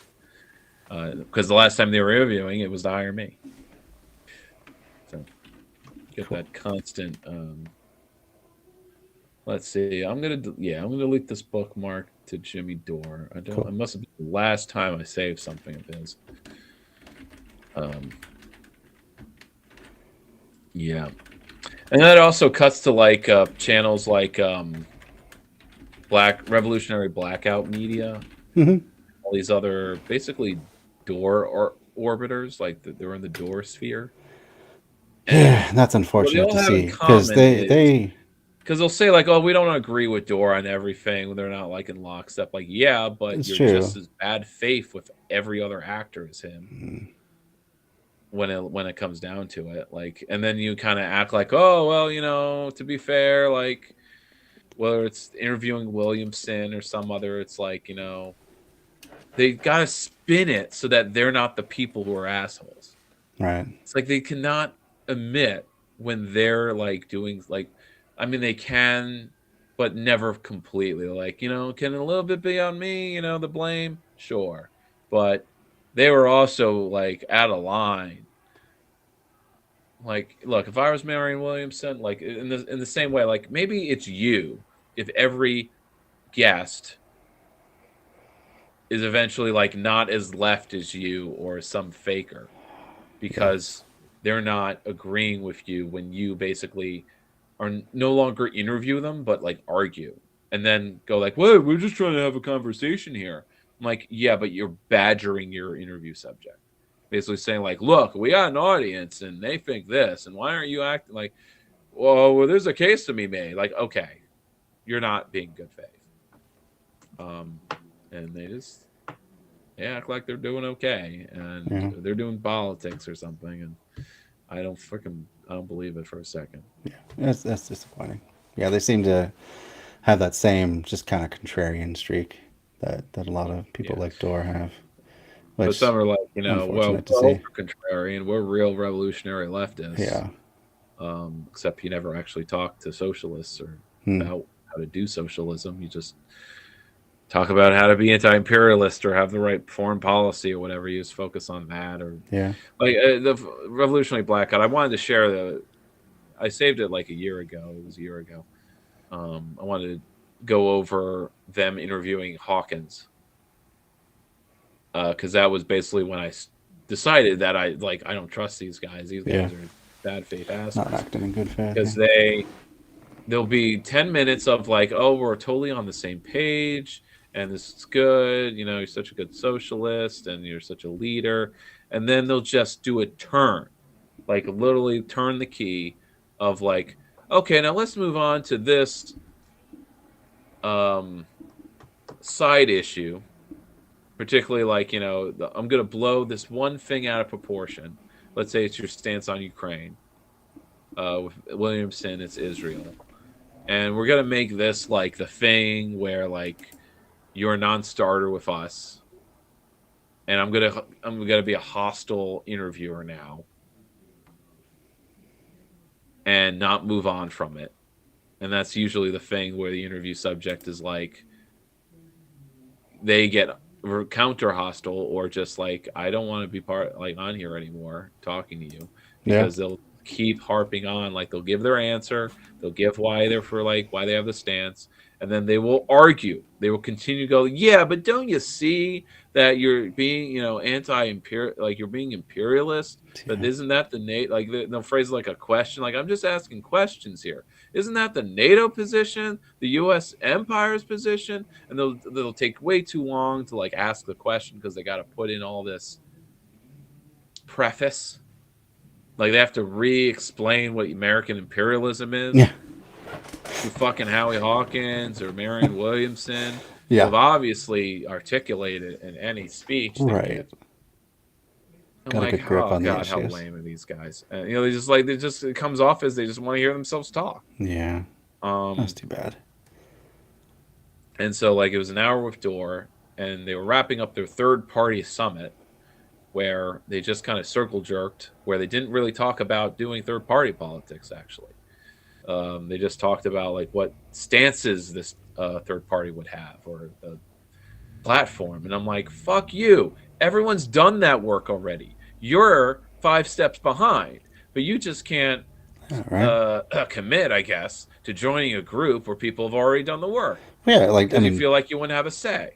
Did they look at the actual platform of any, you know, significant third party? Did they look at the Green Party? Did they look at Party for Socialism? A real third party in the guise of journalism. They should make hour-long videos or have panels where they're exploring each of the sectarian parties as well as the Greens, and do a judgment call based on their internal politics, how they've run, how they started, what they accomplished. Like, I call it a circle jerk because they didn't talk about anything substantial along those lines. Yeah. So it's like what exists now, they just kind of write it all off. And you still have these like the Door orbiters. They will still talk about how there needs to be a third party, but not any of the ones that exist. Yeah. You know, the People's Party was supposed to be that other option, but then of course they'll just rag on that. Not like any of them had joined it. Well, because they only care about the posturing part, like the purity part of it. They don't care about actual organizing. They're just YouTube channels. Yeah. They're small businesses, and they're just petty bourgeois. You know, that's what it comes down to. And it sucks, but that is there's a whole business ecosystem based with this audience that are really into them. And I think the spell's broken when they do real activism or organizing, but as long as these are the kind of bystanders, to use the paraphrasing that an org, regardless of what it is, it will have its cores, it will have its supporters, which will be those who donate or give dues or money or time, but not consistently, but just when asked or sometimes when they're able. And then there are bystanders who maybe they're bystanders, right? Who are not putting in a commitment of time, but are aware. And of course, the goal is to make bystanders supporters and supporters core members. And there can be churn between them as people burn out or need a break. Get activated, sure. but that's the general sense. So you have all these bystanders who make up these YouTube audiences, as well as all the Twitch poll and whatever. And of course, there's a desire to make them supporters, but supporters of what? Progressive Victory, PACs, nonprofits, arms of the Democrats. Yeah. That's what President Sunday is ranting about right now. And because you have some of these Twitch streamers, they're being paid by this PAC to basically not do anything, but to promote it. Like they promote this PAC, Progressive Victory. Really? And it's the kind of thing where Destiny says, like, I'm recruiting people to canvas, and so I am being politically active.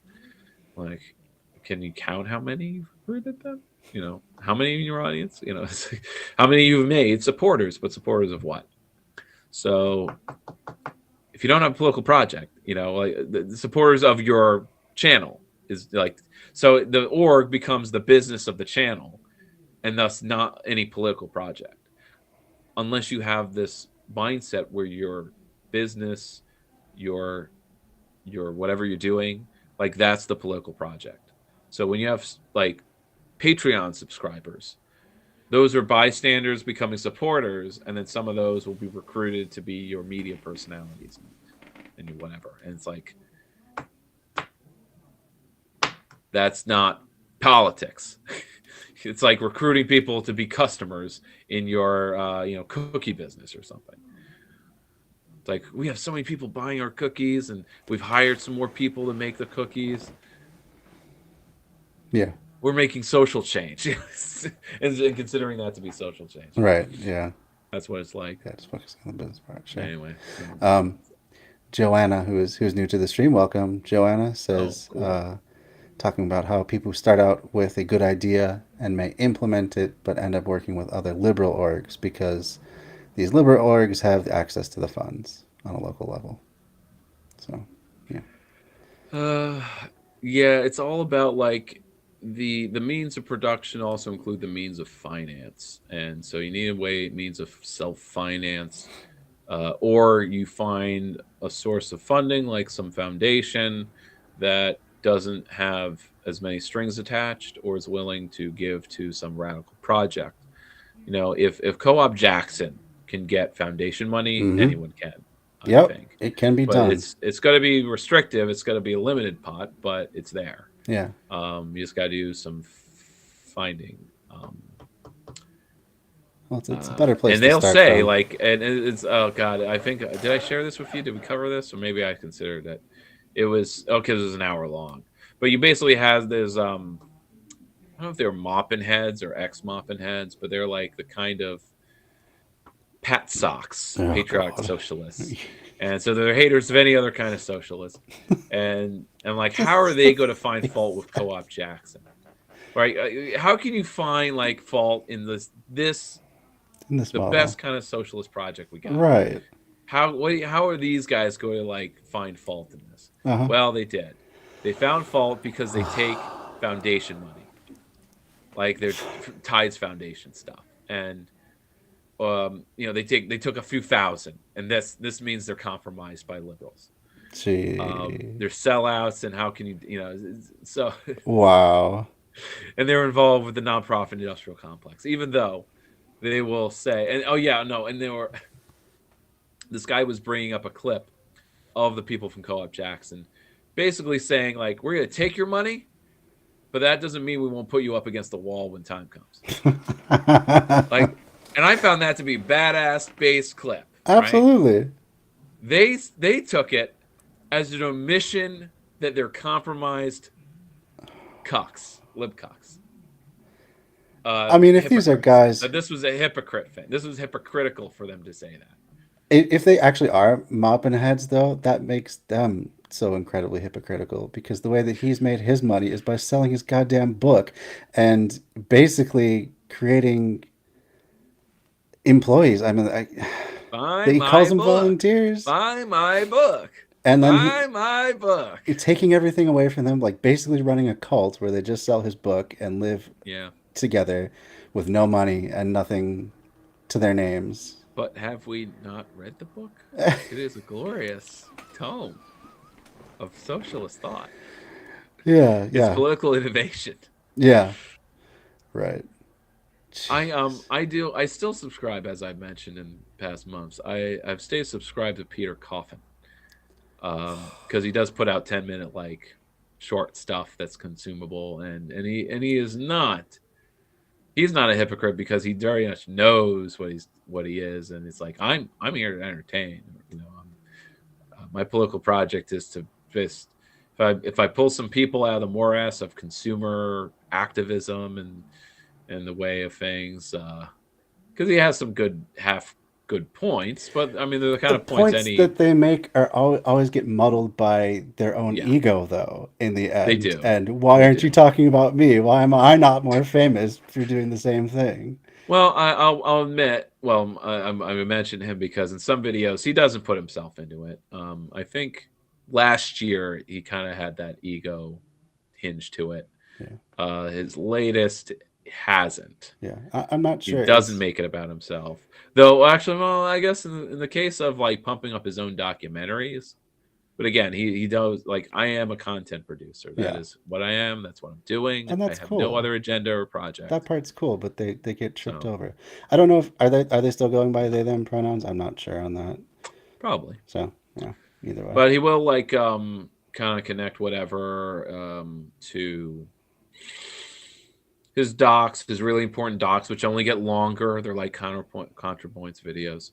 Hmm. So I don't really want to watch them or It's sit through them, the- especially since like he makes it sound like, oh, this was a real fleshed out documentary now. It isn't just me talking at a screen.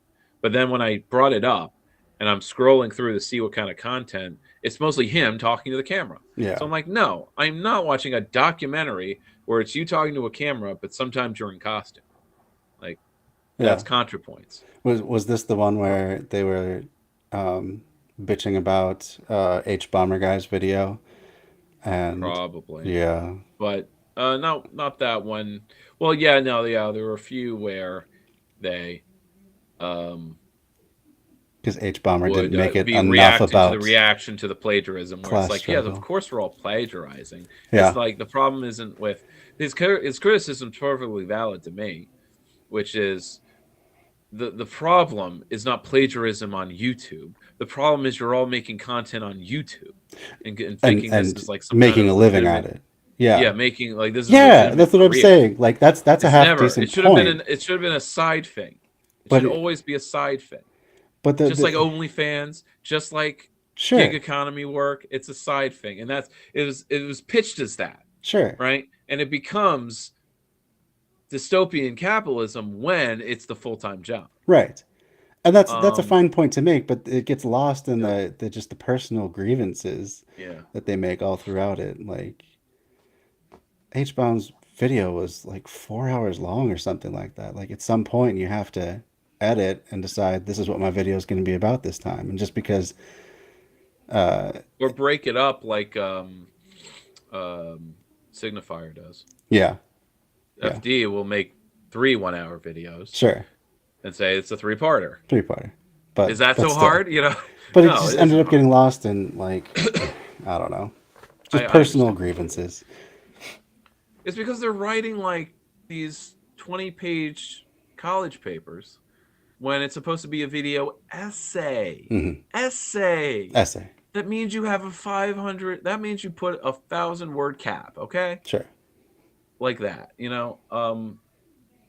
That constraints help you be more creative. I can see that. I can see that.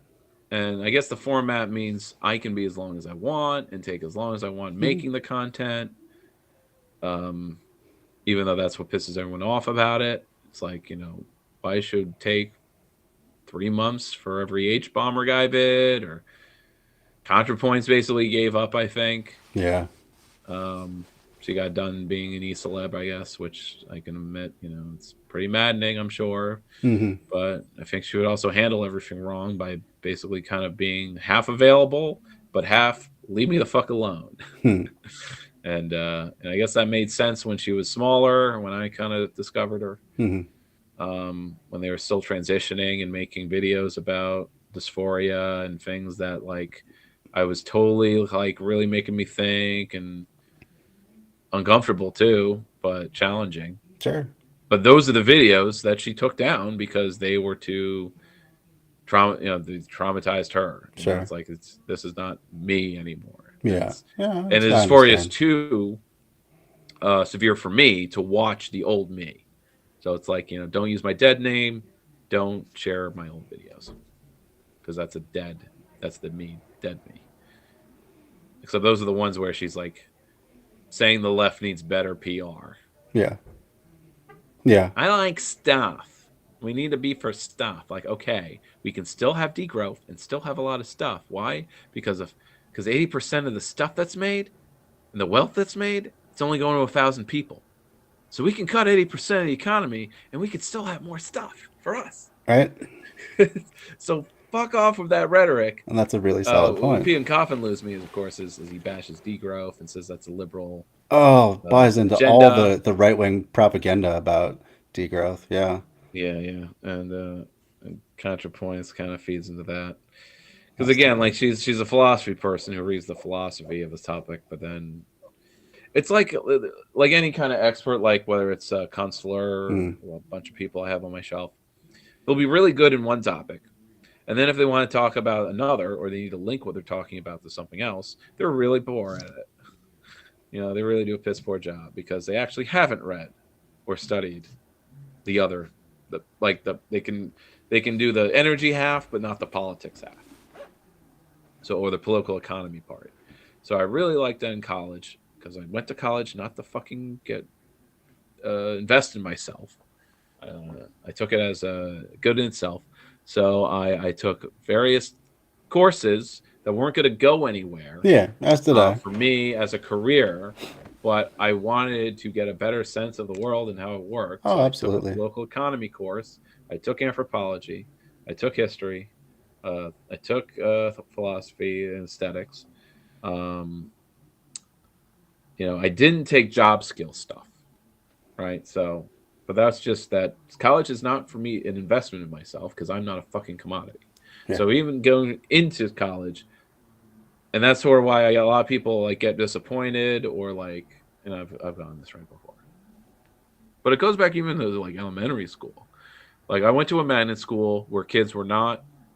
We weren't. I don't know. It's both. Like we're being educated to have the right job skills for the economy, and so it's like job training, but it's for the jobs of the future where we have to be problem solvers, not do reading, writing, and arithmetic in a 1950s way.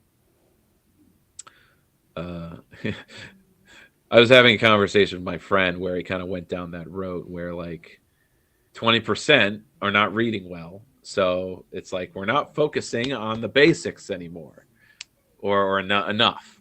And I'm like, well, for 80% or 60% in our school district, it is working.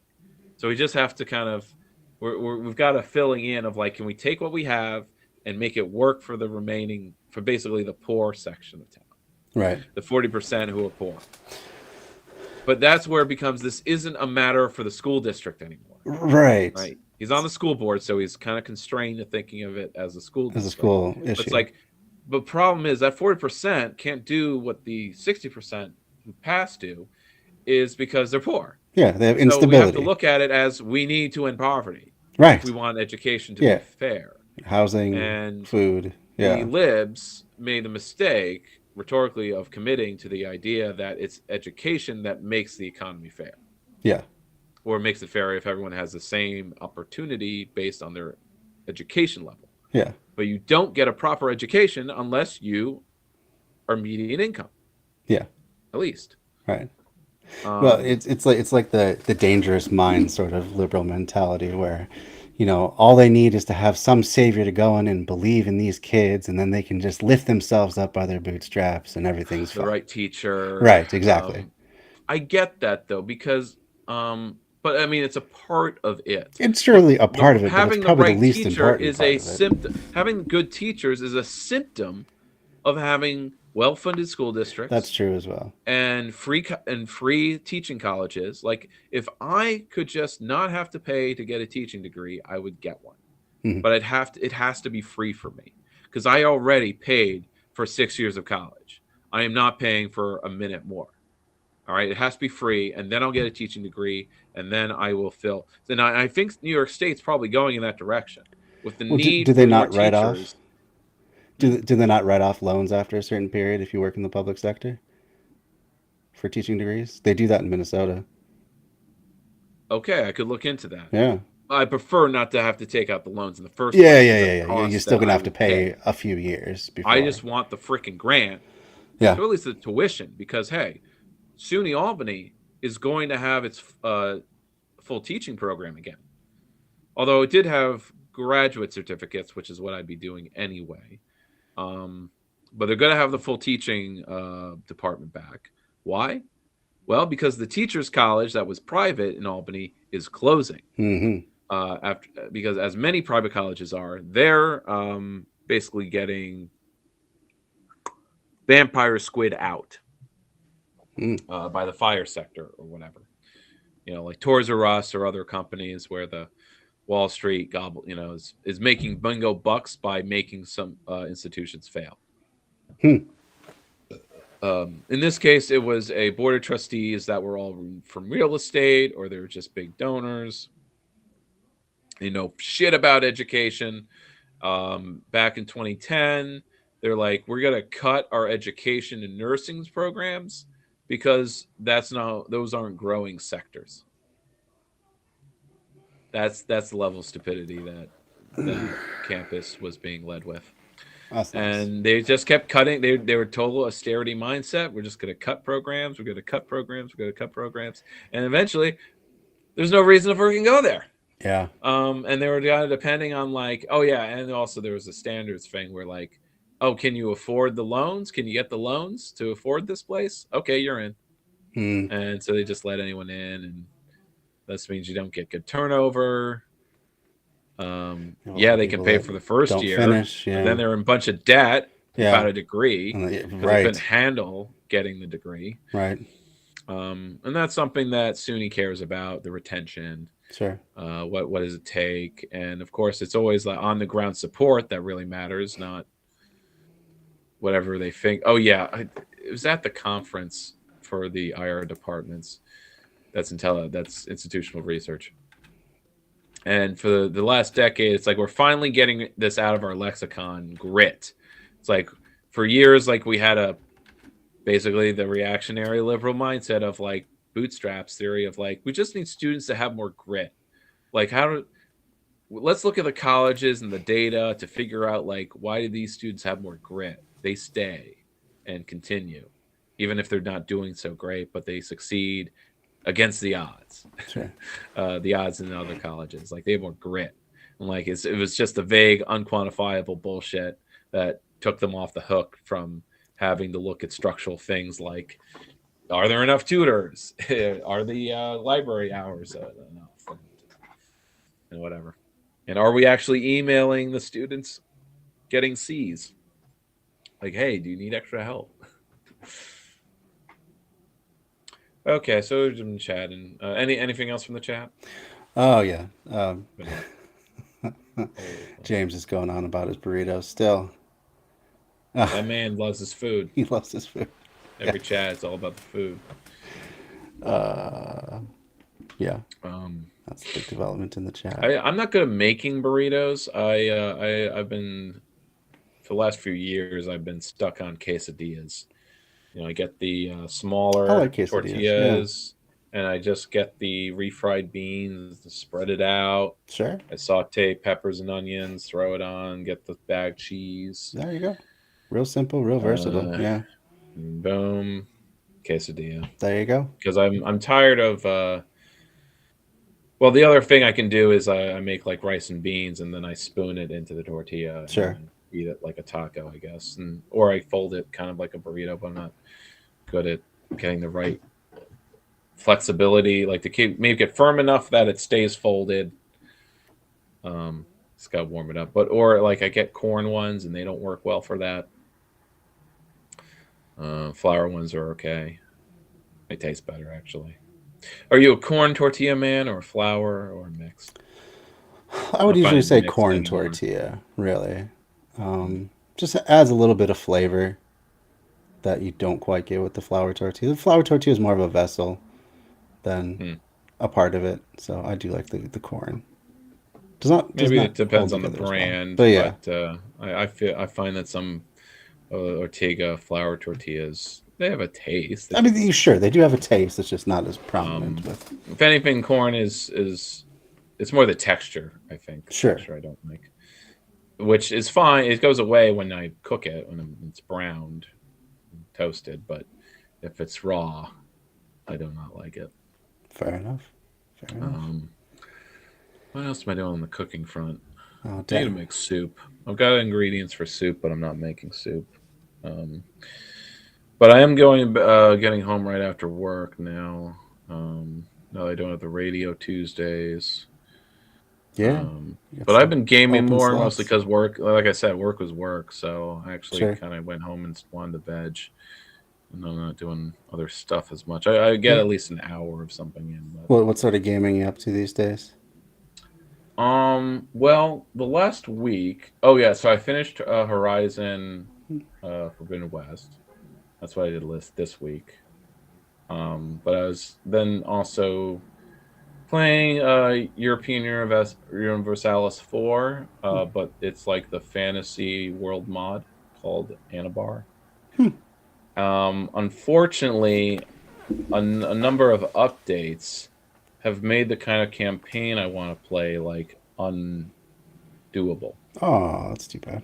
Because I like playing as the Harpy nations, and unfortunately, they made some positive changes, but these changes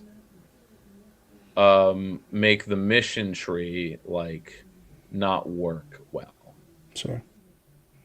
Or they changed the AI in certain events, so it's like it doesn't match the mission tree, and they needed to change the mission tree. If they did that, the problems would be solved. But because what they did was they took this one nation I like playing, and they basically split it off so it has two vassals now, Mm. and so you have to deal with that. And the missions are still based around, like, in the first version it didn't have feudalism, so you have to get that first, right? And so there's a mission that kind of allows you to get it faster if you do it, but that's still in the mission tree. But in the new version, the update, you start with feudalism. So now, like, these missions are now redundant. They're kind of a waste. They're not helpful. There's some things that's like they start you with 2 forts where Hmm. before you didn't have any. Hmm. So like a mission where you pay some points and you get a fort, that's no longer helpful at all. In fact, it's like a drain. So yeah, so it's just a big challenge, more so than I ever wanted it to be. Because some of the AI is also working differently. So I was just hitting these walls, and I'm just rage quitting. Oh man, that sucks. So I'm playing. I went back to Total War, Warhammer 2. Okay. I think I haven't bought 3 yet. Yeah, I keep holding off on that. Why? Because I bought 2. Instead, I got some expansions for it because I've only played 2 campaigns in 2. So 2 of like 10 factions. So how about I do 2 more there before I buy a whole new one? Sure. So I'm enjoying that. I'm playing the High Elves. Is that a real-time strategy sort of thing? Total War is a turn-based campaign map, and Oh, okay. then full rendered real-time battles Oh, that's cool. where all the units are fully articulated. Like a 80-person unit is one unit. Okay. And but with Warhammer, you get all the fantasy stuff. So you'll have, it's no longer like units that are always like 100 people in a stack of, like, in a formation. Some of the units will be 6 large brutes, and you'll have a dragon, move around, and or I don't know if you know your Warhammer lore. A I'm little learning bit. with some Warhammer based on this, but of course there's more than one type of Warhammer. There's a Warhammer that takes place in a Oh, kind the of medieval freaking setting, fascist Renaissance. 40K one. Yeah, and then there's the 40K, which is meant to be 40,000 years later, so Yeah. it's Space Marines. But it's still like the society is still just this theocratic fascism. So I'm seeing all these memes kind of making it look cute and stuff, or like those girls. But it's like, yeah. But it makes sense like when it's the Empire, and it's like Renaissance style and stuff. Right. And it's just German, it's German. It's the human empire is Germany, or it's German styled. But it's just like, but then you also have the other races that act like other nations, other types of cultures. So,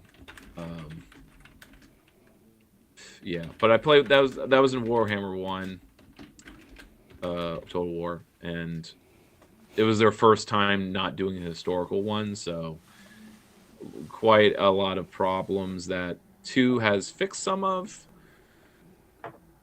But yeah, but I played 3 Kingdoms. I got the historical one of that, but I kind of got bored with it after 50 hours or so because I found the campaign too long. There's just like, I think the fact that you don't finish until you basically conquer all of China. Like no, okay, it's not based on the number of provinces you take. You actually have to destroy your rivals, which basically requires a full map conquest, which is arduous, a pain in the ass, especially when you have multiple fronts. And every turn basically takes a half an hour at minimum. Oh wow. So it burns through time way too fast. To basically not make a lot of setup for not a lot of progress being made. And why? Because as certain channels will talk about, Total War has gone downhill over the years. The publisher and the developers, they've gotten very comfortable with their model. They keep taking features out and certain things that made it good and acting like it's for the best. And the player base, I sometimes don't notice when they remove something, but I notice it after 50 hours of play, and I'm like, why am I so frustrated? I'm like, oh, right, because the enemy army basically gets replenished every other turn. Like, I destroy it again and again and again. Jeez. And because of their, like, they did this thing where it's like, instead of having generals that die off the army, it's like the general is the army. And so if you just keep replacing the general, it's like you can kill the general, or certain generals, they don't die, they get wounded. Oh, okay. Like you kill them in battle, but they're wounded.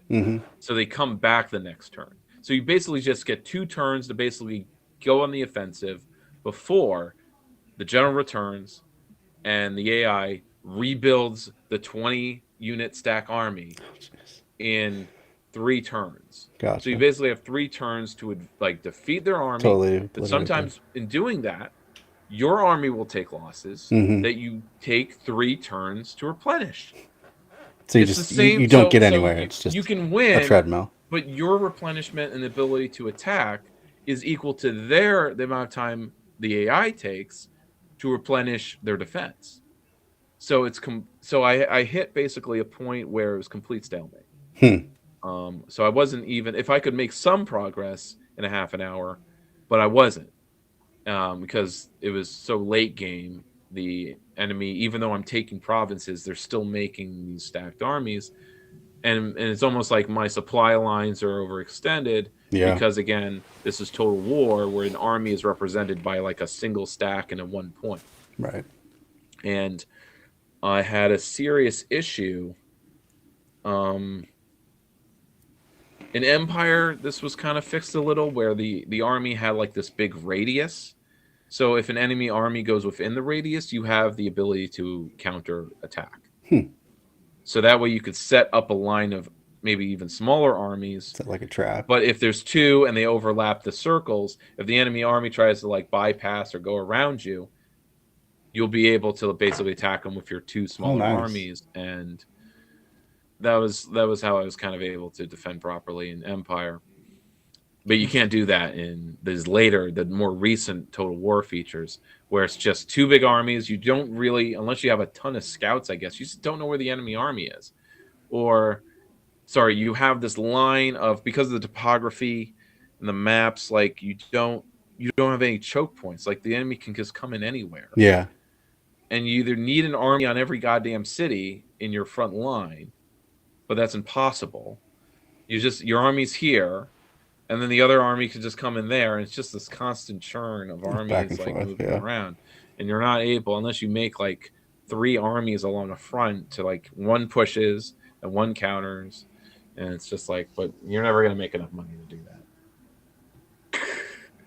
I'm just, yeah. Sounds frustrating. But my complaints are more crystallized and explained by YouTubers who take an hour. But I did want to ask you in our last 10 minutes. Mm-hmm. You've been playing Tears of the Kingdom. Yeah. I'm a Zelda fan. Mm-hmm. I did play like the first an hour worth of Tears of the Kingdom, most of the tutorial island, but I didn't finish it. But how are you enjoying it? Do you finding it to be different enough from Breath of the Wild to warrant it being a sequel, like the 6 years between the two? I do think it is different enough, and I think the main difference is the mechanics of the different powers you have, especially one where you can assemble these different constructs with the various ancient technologies you find around the place. You can make like off-road vehicles and paragliders and the guiders, all sorts of stuff. And put a fan on it. Yeah, just slap a fan onto it. I like that mechanic a lot, especially when I'm in the various shrines and you have to assemble a certain carriage sort of a thing to get a ball from one side to the other, and that's the challenge. I like that. So there's that, and then just having the 3 different levels of the worlds. You have the sky islands, the main levels, and then the underworld. I find that really interesting game mechanic too. So I didn't get that far in playing it, of course, but I spent at work. So I guess it wasn't all work, right? But I had time between things. I watched some hour-long, 2 of them basically, critiques of the game. And these are hardcore. They played 50 hours. So they were just giving their thoughts afterwards. And they're representing a, point of view that this did not, it was a bit of a letdown of an experience. And I kind of agree after even just my 1 hour, actually just like they found themselves not having a lot of fun after the first 10 because there was basically a repetition of the first 10 hours of making stuff. It's like, oh, now you're going to make it again.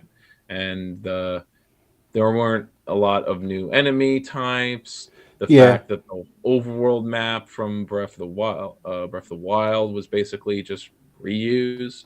That's not something that the Zelda team has ever done before. And it's not something I really expected. I didn't either. I kind of like it, though, because even though they've reused the map, of course, things have changed. We're seeing... I'm not just talking about assets, right? There was the map. That's what surprised me. Right, yeah. It's the same. You have all the cities in the same places. You have the same characters inhabiting those cities for the most part. But things have changed, so they're different. Like one of the cities I was at... they have a mayoral election that was going on, and it was what's the future economy? Between the fashionista and the traditional agrarian guy who just wants better vegetables to grow in the city and have that be what they're known for. And a spoiler alert, but they end up with a centrist compromise of let's just do both, and that's the end of the election. Co-mayors. I don't remember who actually ends up being the mayor. That wasn't really. So it didn't really impact them. So they just decided to do both, and like they'll be fashionable and celebrate their vegetable production at the same time. Well, and that's why binary elections are actually really stupid. It's like why this binary choice? It's assumed that you cannot be. This Republican and Democrat are actually opposing sides with opposing visions when usually they're not. Right. It's usually the difference is, well, how do we get capital to come back here? Right. How do we help people make money? It's like the goals are the same. The polarization is this I guess almost delusion that the goals have shifted. They have different goals, different ideologies. Not really. I mean, I guess there are different goals as far as finance versus domestic capital. So Yeah, I there's guess. that. And then yeah, it's over since the 70s that there have been these developments where there's now two types of capitalism. But just get to the critique of like, because I noticed it in the tutorial. I'm like, oh, this is exactly like the tutorial in Breath of the Wild. Yeah, it's very It's similar. not. It's the same world. It's the same style. It's the same playing. It's just the trading of the tools. Oh, So it's otherwise to me the same game, which is a clear departure from every Zelda, mainline Zelda, let's say, that's being absolutely true. completely different style, Yeah. a different gimmick or a different mechanic involved with it. Um, so it just wasn't different enough for me. And so I Oh, didn't that's really fair have enough. any interest. Um, even if it was all in the sky, and then learning that you actually go back to the ground and it's the same map. Like if I kept playing the tutorial because I was literally just playing it my brother's Switch during a vacation in the cabin.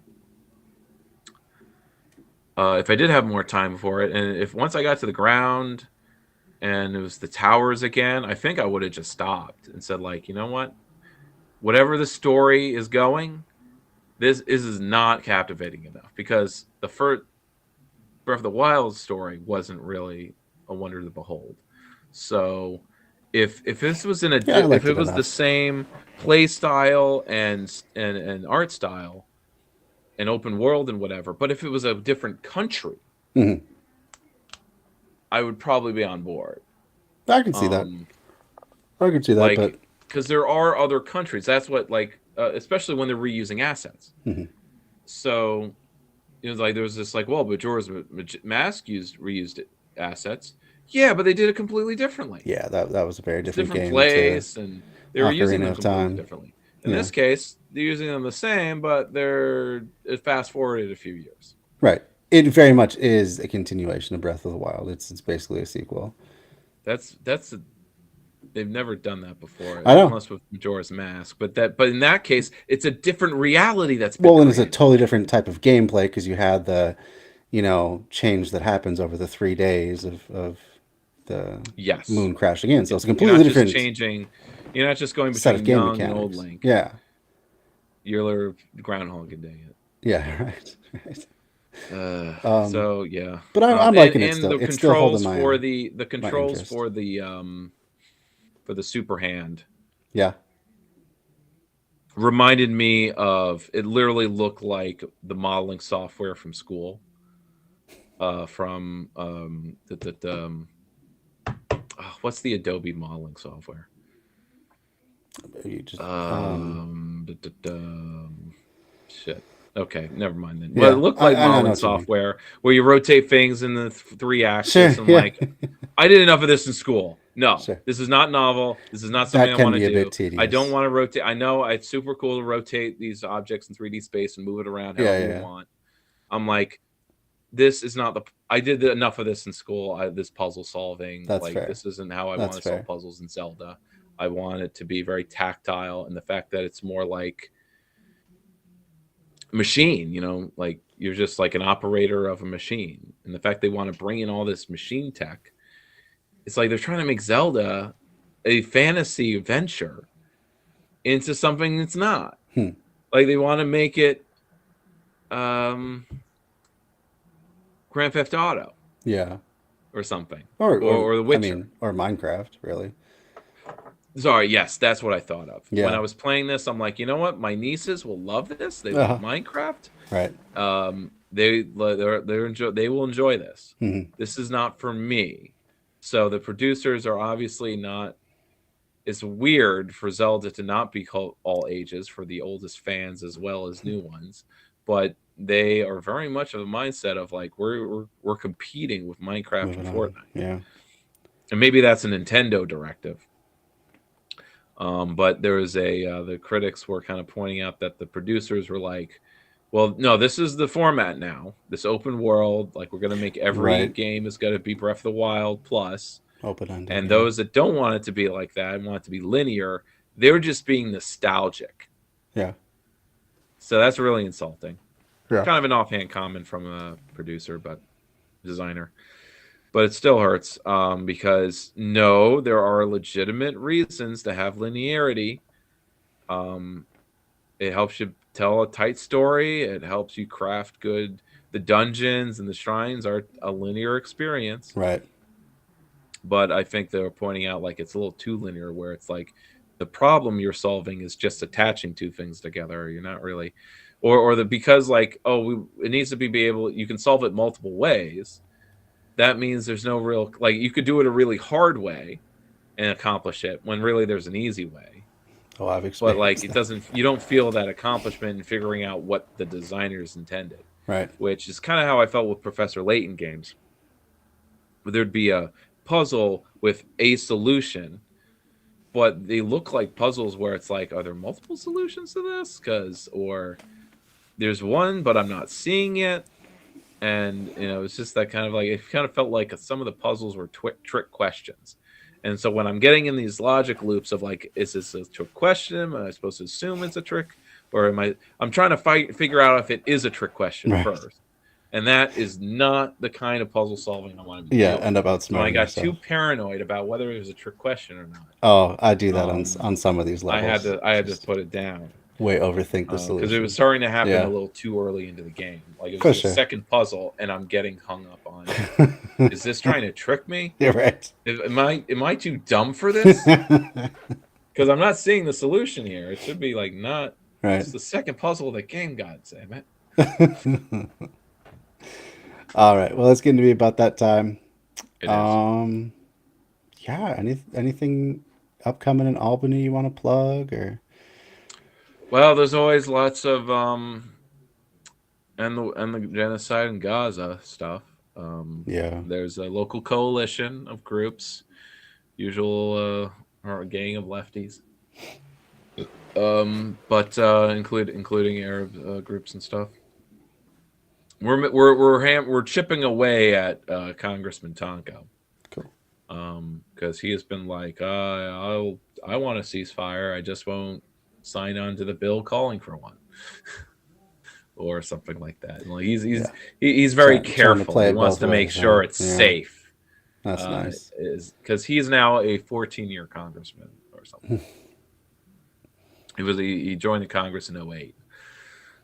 So he's getting on in years. But 14 years in, that's not the time to take chances. No, and it's not, and you don't, and I'm only 2 years in. This is not the time for me to take chances. Yeah. It's never the time to take chances. It's never a good time. It's always not the right time. Never, always get sus out when someone says that. Mm-hmm. It's like, if it's not now, when? Yeah, right. It's not just a rhetorical question. It's a practical one. When would be a good time? Yeah. What is safe for radical change for you? Because the thing that it was brought up in a book or two, I like this. It's a challenge to overcome. But when people are, and especially for ourselves as well, when it comes to revolutionary change, like the thing that people are afraid of is that things that they will have to change. Yeah. Because that's what revolution really means. It means that we change.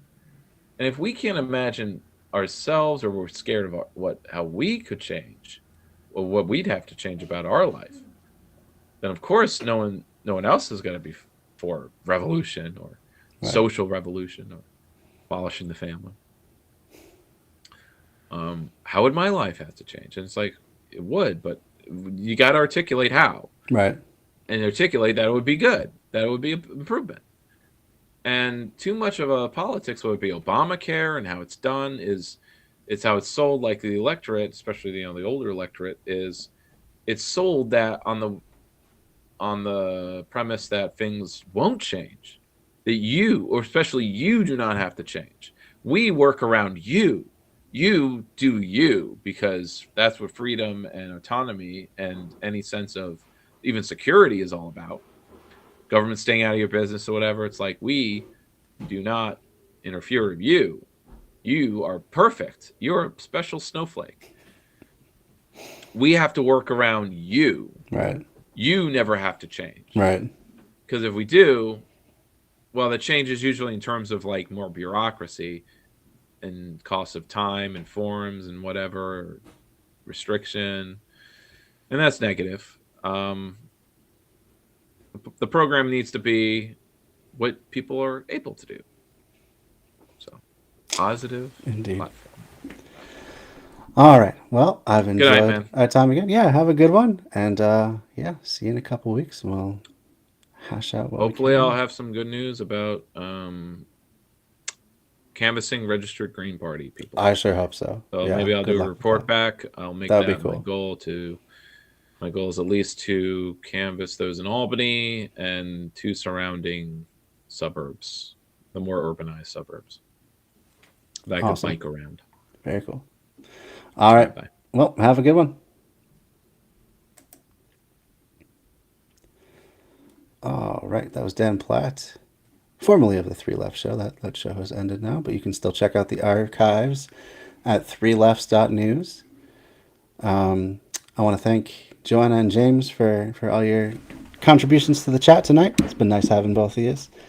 And welcome in, Joanna. Glad to see you can make a live stream. I assume you've watched at least a few of my shows in the past because you mentioned having Sunday off for a change. So yeah, it's cool to have you. Next week we'll probably be doing more of Tears of the Kingdom. So in the meantime, yeah, have a good one, y'all. Oh, wait a minute. Yeah, should we raid? Only a couple people. We'll see who's on quick. If there's someone we can quickly raid who doesn't have that many on. Oh, you know what? Y'all are on Facebook this time, so no, we won't be raiding. Yeah, you're welcome, John. Good to have you. So I'll just sign off tonight and see you guys next time.